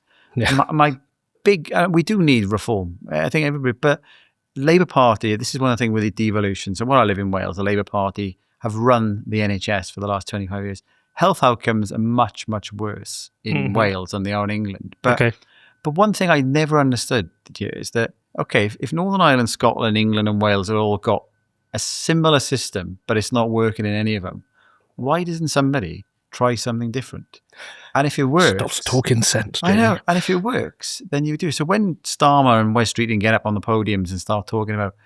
And it comes back to politicians will say what they want you to say. Everybody wants some reform of the NHS because it's not working. And they've had ample time to do it in Wales and it hasn't worked. And so I think that the problem with the NHS, and you talk a bit about the private sector as well, is that any politician that starts talking about charging for the NHS gets kind of shot down. Oh, it's like a religion. I don't see what the problem is. You're selling off to your mates. Yeah, but we still pay for parts of the NHS now. So dentistry, that's kind of gone private. Even if you go for a public sector, NHS dentist, you still pay for it. So I think for me, the NHS, remarkable thing over time is we get more and more treatments. We can do things that we couldn't do in the 1980s.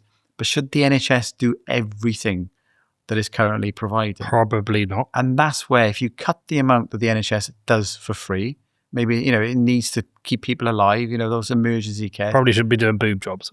Definitely not doing boob jobs, no. But if you cut the amount that you're doing there, and I don't know, so how much is your private healthcare cost? Do you know what? It just went up a shocking amount to me. Actually, that's so when I first took it out, and I've had it for probably, gosh, I would say nearly 20 years now. Yeah.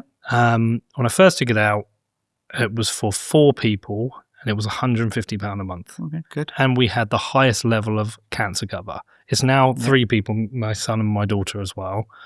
And it'd been ticking along for a few years at about $250 a month. Yeah. And then a couple of years ago, it went to $320. This year, they want to put it up 30 odd percent. They want to put it up to $420. Okay. What I don't know is is that inflation, or is that because of the age I'm getting to and I'm new risk factors? At £420 a month was like, whoa, hold on. Whoa, that's a lot. Yeah. It's a lot, but go back to the energy thing we talked about. Hold on. Let's compare it to my friends in America, where they're paying £10,000 maybe a year for a family of 3, and they've got maybe a £10,000 deductible. Yeah. Yeah, my deductible was like £150. So it's not, relatively, it's worth it, because when my back went, I was in surgery within 3 days. Connor's, when he had his shin splints, he saw the best consultant in London. It's worth paying for. Yeah. And I wish everyone could have that. Yeah. But it's say 400 or 500 quid a month. So energy is costing us 600 quid a month more now than what it was there. So come back to, if the government can get energy prices down, fixing that fixes a lot of the problems that we've got. But the NHS generally, we should we be doing it? And the big thing with the NHS when you talk about reform is, can you name any country in the world that runs their health system like we do in the UK? Because then if everybody's copying us, we've got a world-class system that's top of class. But I don't see anybody doing that. No. When people talk about where it's run well, they talk about the Australian system, they talk about the Dutch system or Singapore. They definitely don't talk about the British system. I think us and America has the two extremes that don't work. That are fundamentally broken. And the sad thing is it's just another thing which I put into the long list of things where we are stealing from the future of our children. Oh, definitely. When they can't buy a house, we're stealing from their future. When we're borrowing too much, we're stealing from their future. When health outcomes decrease, I'm assuming health outcomes are in some ways probably getting worse because of waiting lists, we're stealing from kids' future. Every single possible way. I think every young person listening to this, and any of the ones who are buying into socialism and want to join the UK Communist Party or listen to Jeremy Corbyn, is that what I really want you to understand is that the more socialist we are, the more we're stealing from your future. I think it's a really important thing to understand. And Wales is I say 25 years of Labour rule there, 26 coming up. And a couple of years ago, you'd see even the BBC, they were having news packages of people going abroad to get a new knee or a new hip because it's obviously cheaper to even go there. And what have we become as a nation where you need to go and do that? It's just ridiculous. And the waiting lists, you bang on the money in terms of the kind of the health issues that we've got in this country. Waiting lists will be an impact. Waiting lists have a knock-on effect because then people say I can't work, and locking the country down. There's no coincidence. Yeah, if you shut the NHS, waiting lists were going to go up, but nobody could. I think everybody could foresee it, but nobody was calling it out. Everybody was just enjoying. Oh, it's lockdown. I haven't got to go to the office, kind of thing. One of our players the other night got injured during a game on Tuesday evening. Half time, went to the hospital. Didn't leave the hospital till 7:20 in the morning. Yeah, ridiculous. So that's essentially 11 hours. 11 hours in the hospital to get a hole in his head glued up.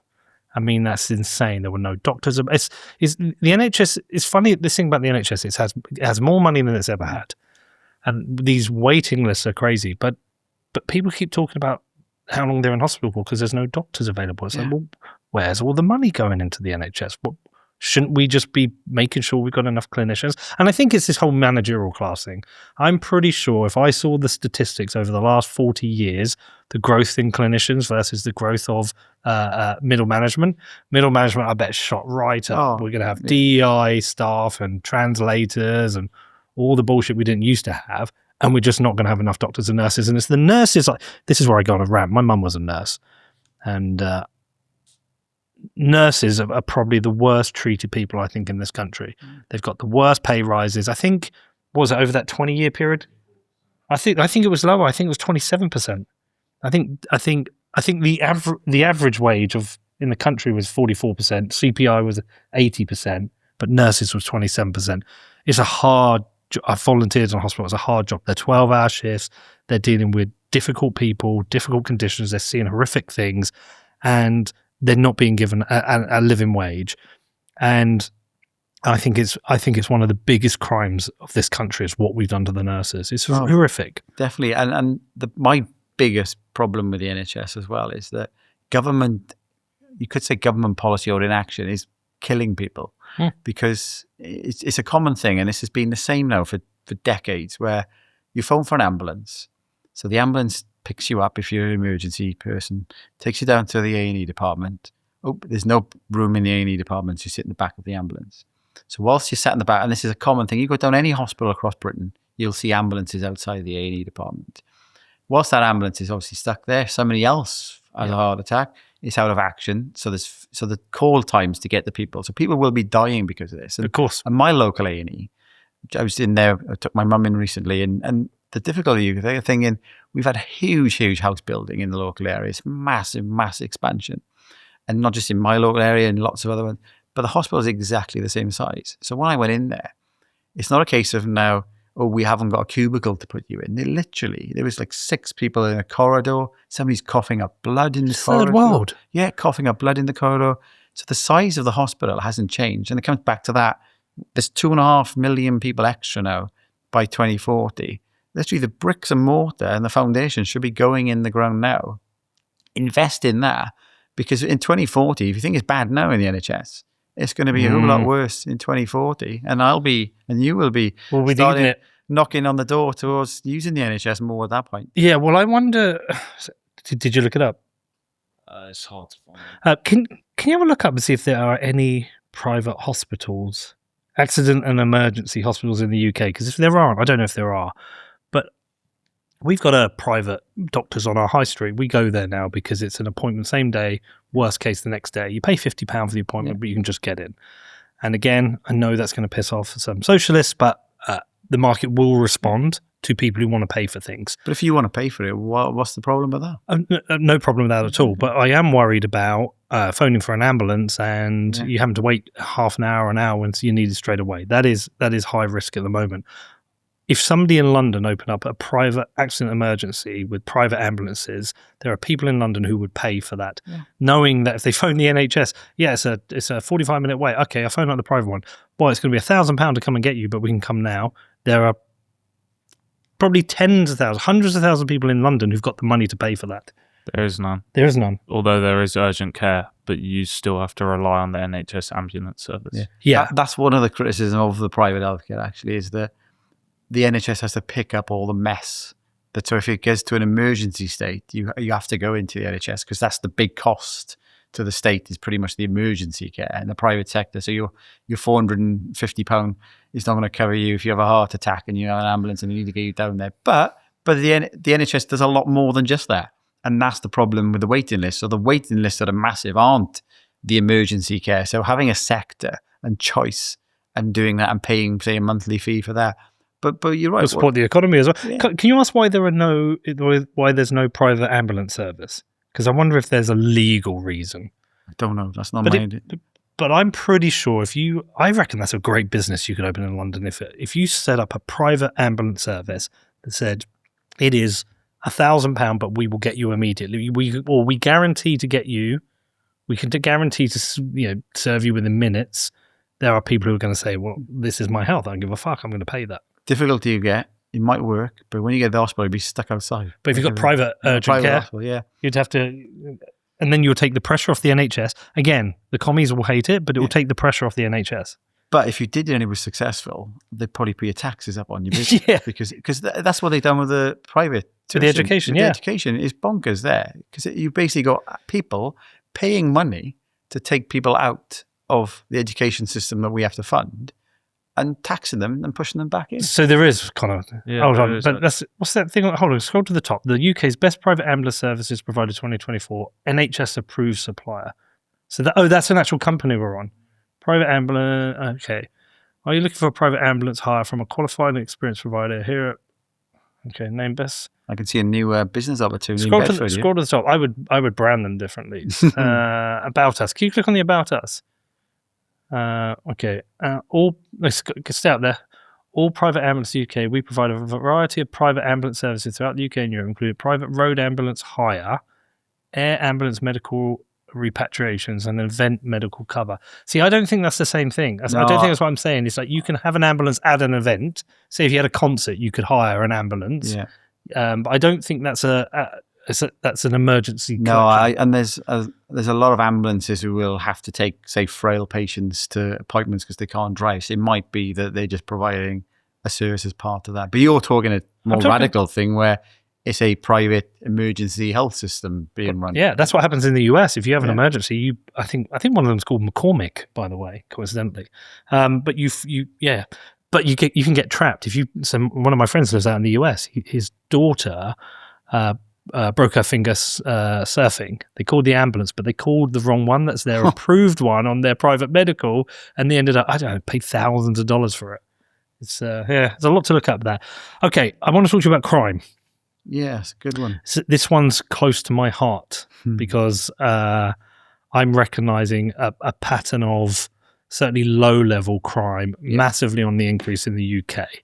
I'm also worried about violent crime as well. What's in the statistics on crime? Yeah. So crime, you've got to look at two separate things with crime because there's police recorded crime and then there's the national crime figures, and there's a lot of debate around them. So there'd be a lot of people who don't even bother reporting crime. Yes, but that's true. And they wouldn't be in your police recorded crime figures. If you look at it there, and that's where many years ago the Home Office and the Office for National Statistics created the crime survey. So they'll do a random survey of households across the country, and they'll just ask if you've been a victim of crime. So that's where those figures going to come from. But you can't get into the granular detail when this comes to a survey. So crime's always thrown around. I haven't got the full detail of everything, but with crime, it's not generally what the statistics are, because it's, you talk about having your own personal inflation. People obviously think about their personal crime and things in terms of, have I been a victim of crime? And would you say your area seems lots, because you've got your own private security, haven't you? So would residents in your area feel safe now, say safer now to 20 years ago or worse? No. They would say two things: that they don't know statistically if crime is up, but their sense of crime is up. Yeah. And antisocial behavior is definitely up, without doubt. Again, not everyone. We have significant left-wing socialist community in Bedford who think there's no issues at all. Well, no, they refer to the stats and they say the stats are down. Well, Where, as you just said, but people we know just don't bother anymore. And even with the surveys, the long-term crime is falling. And if you go back, when you're taking total crime, it depends what you define as crime. If you look at sexual crimes, they're increasing. And so a burglary's maybe going down because the value of what you used to steal isn't as much, basically. So you don't get as many. I don't know. I don't hear so much about people breaking into people's homes and stealing things anymore. Whereas I grew up in a council estate in the Welsh valleys, and there was a lot of crime like that. My bicycles got stolen twice. Yeah. So that tends not to happen as much now. But certain crimes are on the rise. And you go back 30, 40 years ago, I would imagine there was fewer people with knives in London than what there is now. So it's dangerous crime that people are worried about. So the figures are, generally crime is declining when you take totality of crime. But the things that people are really concerned about, like sexual crimes, that you've got up, but there's been more kind of reporting of those. People are encouraged to come forward a lot more on that. And it's those serious crimes that have the longer lasting effect on people, though I was upset when my bike got stolen. Yeah. I remember that as a kid. Probably had 3 bikes stolen. Yeah, I remember our house was burgled as well, which is actually, it happened on Brickell Drive. Do you remember it? You were probably quite young. But I don't worry about being burgled anymore. But Connor's car was broken into on the driveway this week. Okay, God. Had about £700 of things that he probably shouldn't have left in the car, like sunglasses and things. My car was hit in a car park and they've just driven off and left it there. I mean, I've not reported that. I'm not sure if I'm meant to report that. But I reckon, personally, across the business, we are the victim of a crime every month. Yeah. I mean, I've so many different incidents. And so you just stop reporting it. I mean, I did report one where a guy drove into the back of my car. My exhaust broke his light. His light was the piece of the light was in my car. I photographed his car. He then drove off. The shape of the hole in his light was the shape of the piece of plastic in my car. I reported it to the police. They said there's not enough information. I can't remember the exact terms. It's not enough evidence. Not enough evidence, yeah. And I'm thinking, you've got the number plate of the guy. Yeah. You will know who owns it. You can take that piece of plastic. You can go to his house. And you can put that piece of plastic, you'll see it fits his light. And then you could also go question him. But the truth is... On that same point, I have the exact location of my headphones, which was stolen the other night. And I was told directly by the police they wouldn't be allowed to get a warrant because it could be one of 3 houses. Go knock on all 3 doors. Yeah. Go knock on all 3 doors. Exactly. Or go with Connor, knock on the door, he can make the headphones beep, and you'll know the house. And then you found a crime hotspot, and you'll probably find a bunch of shit there. But I don't think it's really that. I just don't think there's enough police resource, enough officers, and they have enough time to do police work. There's too much time in paperwork and bureaucracy. But there's an even funnier one this week. There was a grow farm for weed found in the centre of Bedford this week. £1 million grow farm. This one made me laugh. So I spoke to somebody. The people who were growing the weed were sleeping there. When the police turned up, they ran off. And I want to know if this is true because I can't believe it's true. But I was told the police didn't chase them for health and safety reasons. Gosh. I'm like, what do you want about? Yeah, it's a growing theme here, isn't it? So shoplifting's pretty much been legalised. Wait, under £200? Yeah. So what does that send a signal out if you can just go and do those things? And the remarkable thing since Starmer's come in is because you mentioned crime, I've got these written down here. So what the public order offences? So obviously with that tragic incident in Southport, and then there were the kind of the riots that going on. We had the Lucy Connolly case and her pleading guilty. We had a similar a guy in South Wales Valleys, Jamie Michael. He posted something on social media. I believe it was the local politician's office, reported him to the police. He was taken in. He held firm and said, I'm not guilty. Well, when a lot of people were saying they were guilty, he held firm. I think it took hardly any time for the jury to throw it out, basically, on that one. But so public order prisoners, if you just track now, again, another one on my on the website, on my X feed, just track public order prisoners, just trundles along nice and flat. Another dotted line with general election. And I get that Starmer didn't cause the Southport issue. So let's park that. Well, which issue didn't he cause? Well, that's what I was going to. He didn't cause the Southport, obviously. He didn't cause the stabbing. Exactly. But what happened then is then some of the riots started and he did publicly go out and say we will get the full harm of the law on you. Yeah. And so he basically pushed the judicial system into action on this. So we've seen, since he's gone in, 65% increase in public order offence prisoners under Starmer. Literally 65. Just if you look at the latest figures. Is there a chart for that? They'll be on my X feed somewhere. Yeah, See if you can find it. You probably Jenkins. or statsjamie.co.uk. You'll see one of the blogs on there, about 3 or 4 down. Yeah, and huge. So it just trundles along, and then it just shoots up. And over the same period, if you remember, they came in and the thing, the prisons are full. We can't cope. The prisons are going. So they let out 16,231 prisoners between September and December last year. At the time, these prisoners were all starting to be put into prison for these public order offences. So the prisons are full, so we need to let these people out. And we've seen this massive rise in public order offences. And ultimately, so that's 65 is 1,222 people. So Lucy Connolly isn't the only one. I know she's getting a lot of the attention. There's 1,222 Lucy Connollys. Yeah, they'll all be slightly different things. What's the range of things that fall under? Oh, here you go. Here you go. Jesus. What's the range of things that for a public order offence? Obviously, Granny posting something on Facebook. Yeah. What else? I don't know what's fully in there, but it's quite broad, I would imagine. But it's quite clear what you see in there. 65% increase. And look, just massive. It trundles along. It's quite, for 10 years, looking back to the series, it crept up a little bit in the last year, but I think Wes Streeting's come out today saying we need to look at our free speech laws. And because we obviously had seen things going on and people being arrested for these things, but that is not a... There's 1,800 places for people for public order offences. I'd love to know the makeup of those, but I mean, again, it's, oh God. Yeah. So are we basically, you talk about the police won't go and look for your headphones or they won't come and investigate your car, but they're more than happy to go and knock somebody's house because of a social media post. So the police, I do think we need more police to have a safer kind of country, but the resources really need looking at, and this woke nonsense that's kind of been created over the last 10 years or so. I mean, I think if you surveyed the nation and you said, what should be the police's priority? Connor's car being broken into and recovering his goods, or someone tweeting that, I'm going to get arrested for this probably, but like a woman can't have a penis. Yeah. I also think if you survey police officers themselves, they'd say the exact same. Like at the end of the day, they're just following commands, right? Yeah, but I'm going to to push back on that. Sorry, I'm going to get a little rant here. Every time I see these goons, these idiots turn up at someone's house and they film them and they're like, are you so-and-so and did you tweet this? I think you fucking pussy. Like you need to stand. The police themselves should turn around and say, we're not doing this anymore. Yeah. No, I'm not.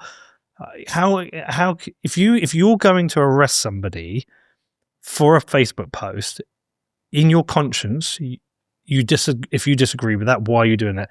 Would you do something like that was against your conscience for this job?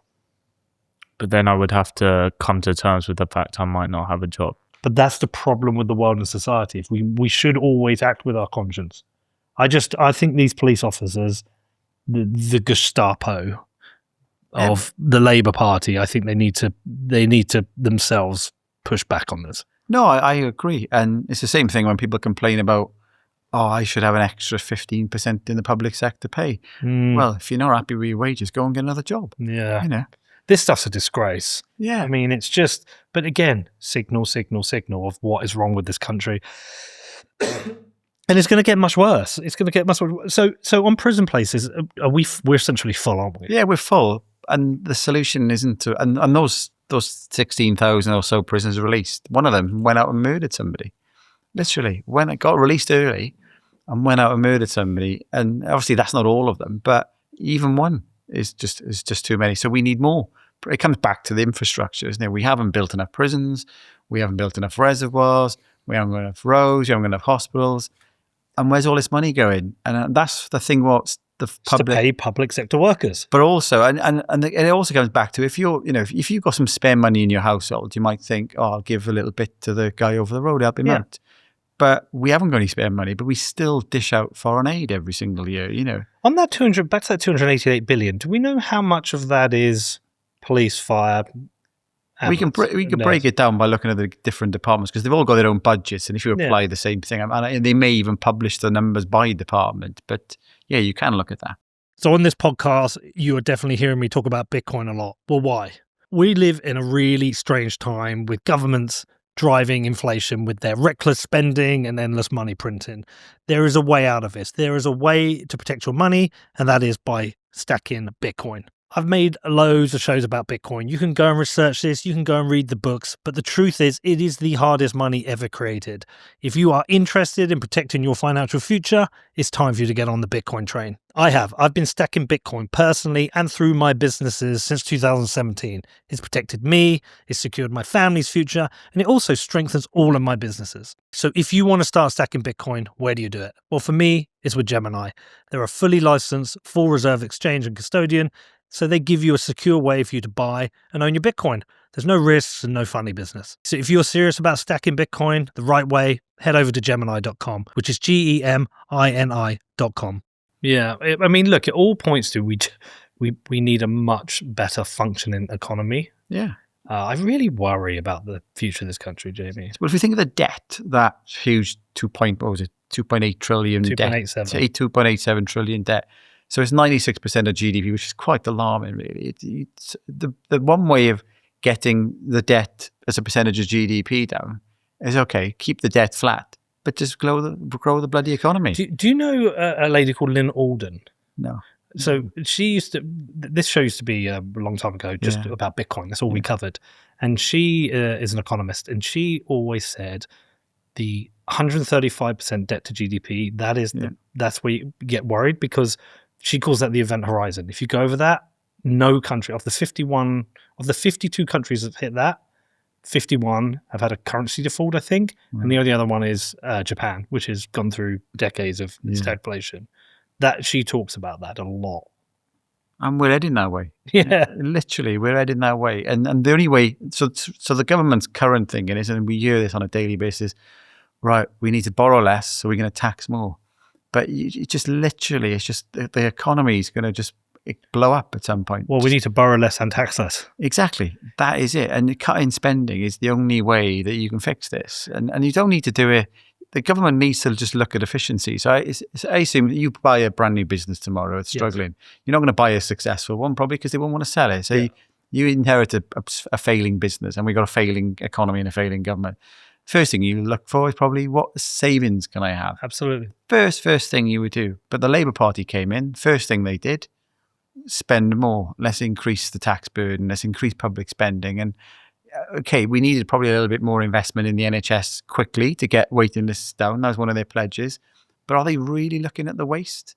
I don't think, I hear Farage talking about, they got that Doge thing that they've got in their local thing. People are trying to look at waste.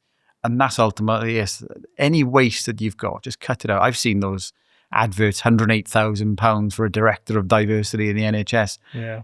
Do you want that person, if you're having a heart attack, come into the door, or a paramedic? I know what I would prefer.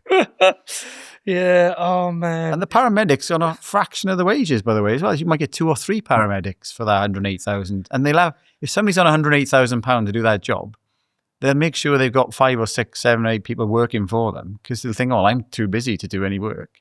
So that means that 108,000 multiplies up. Surely that's a waste. Well, we have, like, even locally where we are, I keep talking about the Police Crime Commissioner, his office. It's £2.5 million budget. They want to increase it to 2.7 million. He himself, the Police Crime Commissioner, is weak. He is a pathetic, weak man who is wasting money on PR and social media strategy. I was like, get rid of that fucking office, give that 2.7 million to frontline officers, and give policing over to the police. But the police and crime commissioners are just more politicians. It's more politicians. It's more propaganda. It's more bullshit. It's trying to make them accountable. Yeah. Fuck off. Because in Wales, we've got Senedd elections. So that's our kind of parliament next year. And the Labour and Plaid Cymru have come in. Well, Labour have been running it, but they've had to be propped up. And they voted in, let's increase the number of politicians from 60 to 96. So more politicians. And do the public need more politicians? I'm not so sure. I saw that one of the Plaid Cymru politicians on Question Times. I was frightened by how stupid this person was. Oh, So the interesting thing, I was listening recently to a Welsh podcast about politics, and so I don't know if you know Leanne Wood. She was in Maybe it was her. Well, she's no longer kind of leading the party, so I think she's on the peripherals. Can't have a look up from. You might have to spell Clyde Clamry. Forgot I can't even say it. PLAID, and then Cymru's CYMRU. So Leanne Wood was recently. Look up Question Time. See if it's Question Time. Yeah, it won't bear some of the stuff that they come out with. So she was on a Welsh podcast. I was listening to this a few days ago when I was going for a run. So I thought it was the only thing I could get to download on my watch. I was listening to it, and she's like, and she come to prominence because when we started having those leaders debates, when the general elections were coming in, she was the leader of Plaid Cymru 2015 general election. So she was on the debates with Cameron and stuff. So she's quite a prominent figure really in the party. But she kept saying, because of the Senate elections that are coming next year, she's very concerned about the rise of reform. But she doesn't call it reform. She calls it the far right. Of course she does. And so anybody... Create a boogeyman. Yeah. So the way I like it, if you're polling 30%, and that you're basically saying, and you're number one in the polls, they're nearly neck and neck, depends which polls you go, because Labour have really tanked in Wales the last 12 months. If you've got a party that's nearly the most common party, it's not a majority, it's not over 50%, the most common party, but it can't be far right anyway, can it? So I think I saw a lovely graphic on social media today where all that's happening is the right stay where it is and the left's moving further and further to the left. So we're still where we are, but we are now far right from them. Graphic. Yeah, I know the graphic. Yeah. So like you center right, and as they go, you become more and more. You're like, what's going on here? But it's. I think Konstantin Kisin wrote a great article. So it was something like, "Okay, I'm right wing. Yeah, I accept it." I mean, it's just I don't call it right wing. I call it common sense. No, and that's what I posed at the start, where we were saying, is it right or left anymore, or is it just right or wrong? Found it? Yeah, she was on Question Time. Oh, yeah. So she was on there a while back, but there'll be a lot. Hold on. It's no, that's not the person I saw. It was a younger person I saw. It's not her. If you just, I mean, I don't know if you can find her recently, but either way, this, she was stupid. Well, but I was watching Newsnight last week, I think before the Green Party finalised their election for the leader, and they were having this one batting off with it. Yes. Oh, she is. What's her name? Scroll down, you probably see it on one of those pictures. Yeah. Just click on one, it will tell you. Los Linos Medi. Do you know her? I don't know her, no. I mean, I have heard. So the Plaid Cymru, there's a lot of debate in Wales at the moment about the nation of sanctuary. And so for Wales, because it's run by the Labour Party, it's a nation of sanctuary. And a lot of councils have got their own local, tend to be Labour-run councils of sanctuary, where obviously refugees are welcome and things. And generally, I don't think people have an issue with the Ukraine war, and some people, but all the people coming over on small boats, and then we've had the issues with the Bell Hotel, and then Starmer this week saying, I want to get everybody out of the hotels. And why have you taken the government, why is the government gone to court last week then to stop people being taken out of hotels? We want action rather than words. And that's where they kept talking about is we're refugees welcome, we're a nation of sanctuary. And the thing on, just as we brought that point up, and I got the figures here, so we had 110,000 record asylum claims. If you look at the latest figures now, I think we've got 32,000 asylum seekers in hotels, and the cost is coming down a little bit. I was working with the Sun newspaper on some figures recently. Don't buy the Sun. Yeah, but it was a front page, it was. But it was how many people need to go to work to pay for the asylum accommodation, okay? So it was basically, when you add the numbers, £4.7 billion was spent. It's come down in the last year, but you take the latest national audit figure, it was £4.7 billion on the asylum accommodation alone. So if you then work out what the average wage of the economy is, and you look at the national insurance and the tax, 600,000 people have got to go out and get out of bed every single morning. All of the tax for those 600,000 people has to go to just pay for that 4.7 billion. And he's talking about getting people out of the hotels.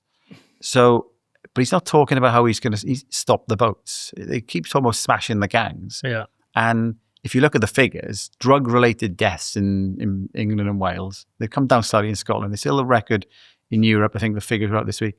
but drug-related deaths in England and Wales are at record highs. So if we're so good at smashing the gangs, we're not very good at smashing the drug gangs, are we, if you just look at those figures? So, No. so we're not going to be doing that. So if he's going to get the 32,000 out of the hotels and close them by the end of the Parliament, where are they going to go? Well, they're just going to go into the houses that Serco and everybody else is trying to do. So we got 66,000 people in houses at the moment, 32,000 in hotels. So unless you stop the flow of people coming in, well, they can say, well, we delivered on our pledge to get rid of everybody at the hotel, but that then just moves everybody into communities and is the integration problems. Yeah. So I don't think it's called racist, isn't it? It's just thrown around. If you don't You're want, a Nazi. you're a Nazi, it's racist. But I don't think there's an issue of just saying, well, we don't know who half these people are.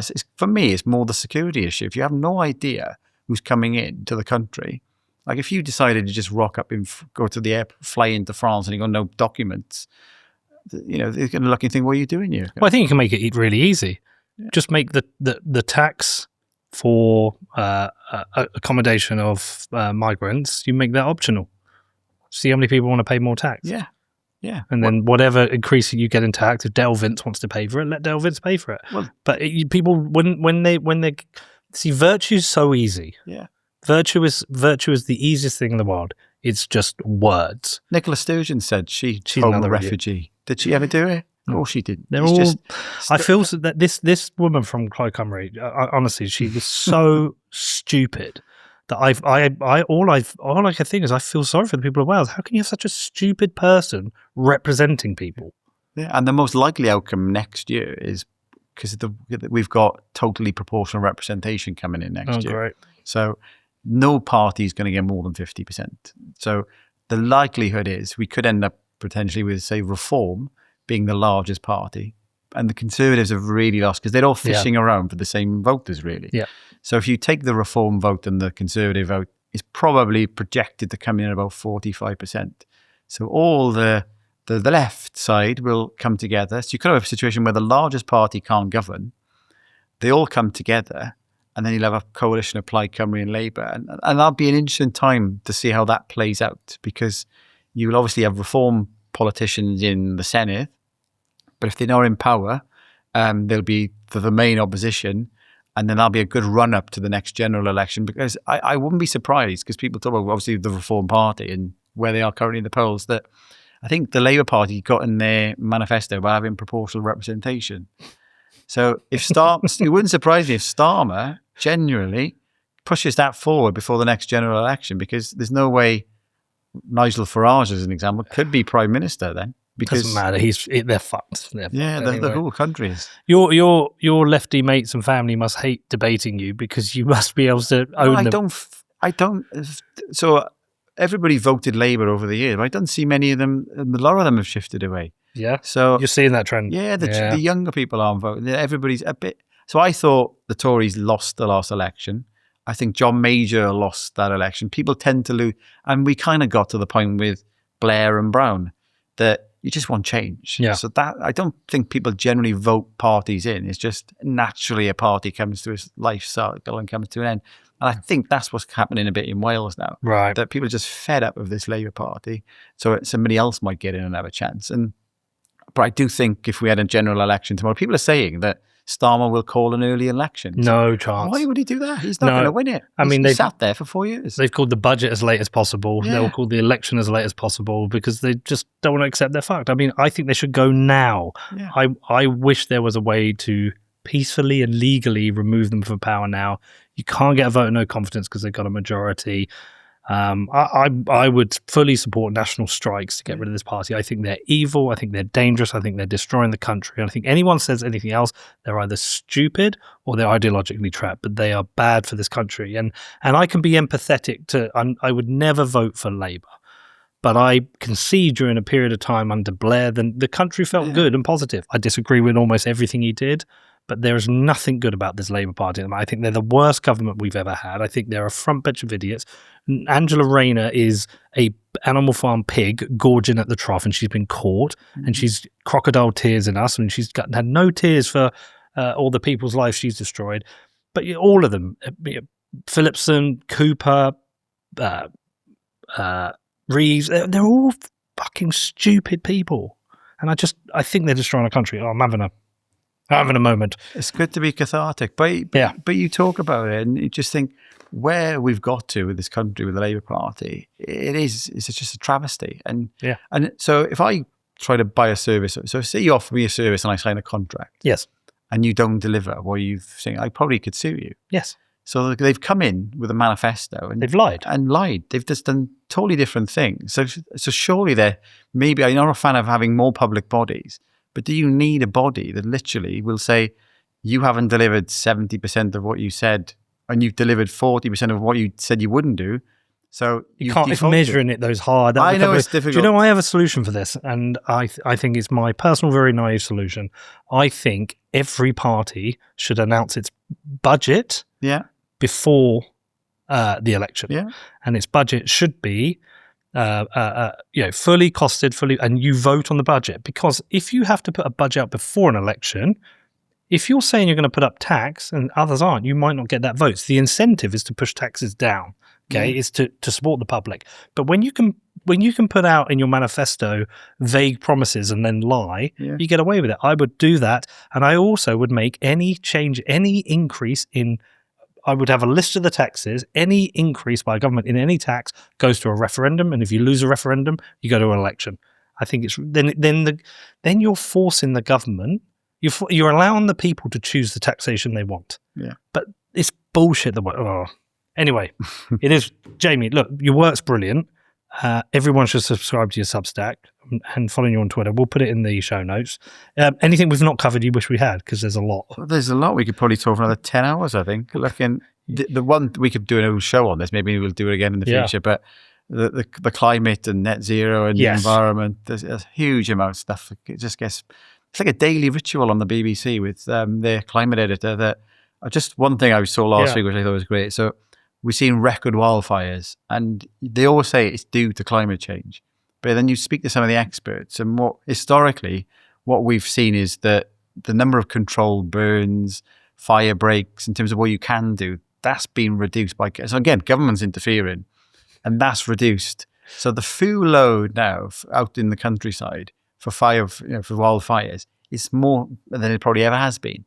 But they don't mention that when the BBC, my biggest bugbear. It's the one thing that I always get a lot of attention on my social media is where, because I do watch the BBC. I know some people can't stand it, but I like to see what they're reporting. Yeah.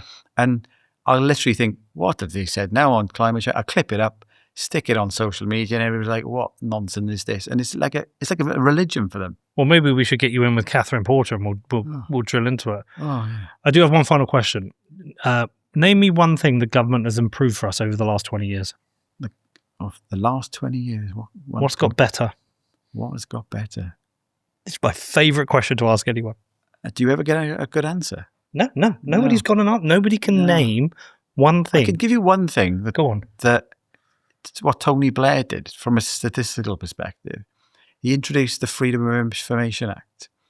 And that is one of the biggest bugbears of government now. Because they hate it. They hate it because I did a fact check on recently about Nigel Farage was saying something about Afghan sex crimes versus British people. And Sky News did a fact check of what he said at one of his conferences, I think.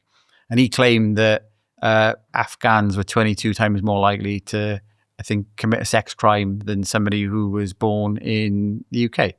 And they fact checked him. Difficulty you got with this one is that, and it was the Sky News, it's very strange for Sky News to do a fact check of it.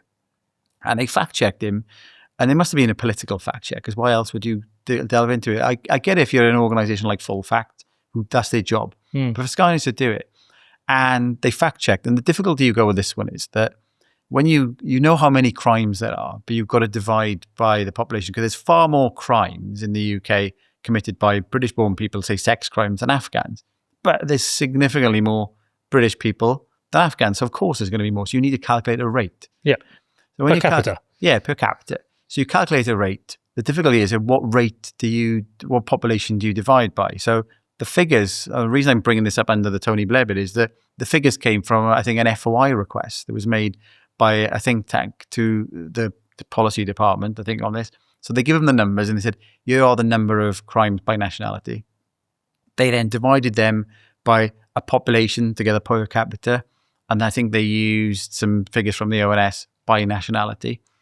And so Sky News did all their own analysis, but they divided it by country of birth. And the difficulty you've got is over time, your country of birth is fixed. You can't change your country of birth. Where you're born, you're born. Yeah. But your nationality does change. Yeah. So the number of nationals in the UK who are Afghan is lower than the number of people who were born from Afghanistan, because some of them have come over here and they now say they're British nationals and things. But if your figure of number of crimes is nationality, you've got to divide by the number of the population by national. Otherwise, you're comparing apples and pears. So they did all of this and basically calling out Nigel Farage, saying the number's not 22 times, it's closer to 3 times. Completely got it wrong. I thought, well, I'm going to have to intervene on this one. Got involved, wrote a big blog on it and stuff. And they've edited it. They haven't withdrawn it, but they've edited it to say, oh, yeah, we got some bits wrong and stuff. But those figures, though, so forget the fact check itself. Those figures themselves would not be there in the public domain. They wouldn't be a part of the debate, because it's obviously leading into the Afghans coming over on small boats being put into communities and what risk that poses to local residents. But those figures wouldn't be there at all if it wasn't for the freedom of information request, because you can literally ask the government for numbers, and as long as it's not over a certain cost threshold, they've got to give them to you. Yeah, okay. So there's one. I'll give you that one. To think of any policies apart from that one. But I'll give you that one, actually. I mean, I'm no fan of Tony Blair. I think he should be in jail, but I think he hates it, though. I think it's one of his biggest regrets. Yeah, I've heard that. But I think the Freedom of Information Act is brilliant. I've used it myself to question my local council and police. Although I have also spoken to the council, and they've said the pressure it puts on them is insane. Yeah. And I do have some sympathy for that as well, because they're trying to do their job. But we'll give them that one.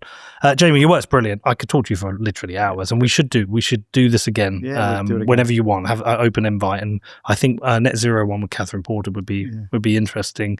Tell people your Substack. Yeah, so it's an easy one. So my kind of social media presence is Stats Jamie. So anybody can find me anywhere on Instagram, Facebook, X with Stats Jamie, and the website statsjamie.co.uk. So it all feeds off of there. So brilliant. Get over there, subscribe, and my mantra is I crunch the numbers, so you don't have to. Pretty much. It's brilliant work. Connor, anything? All good. Right. Thank you everyone for listening. We will see you all soon.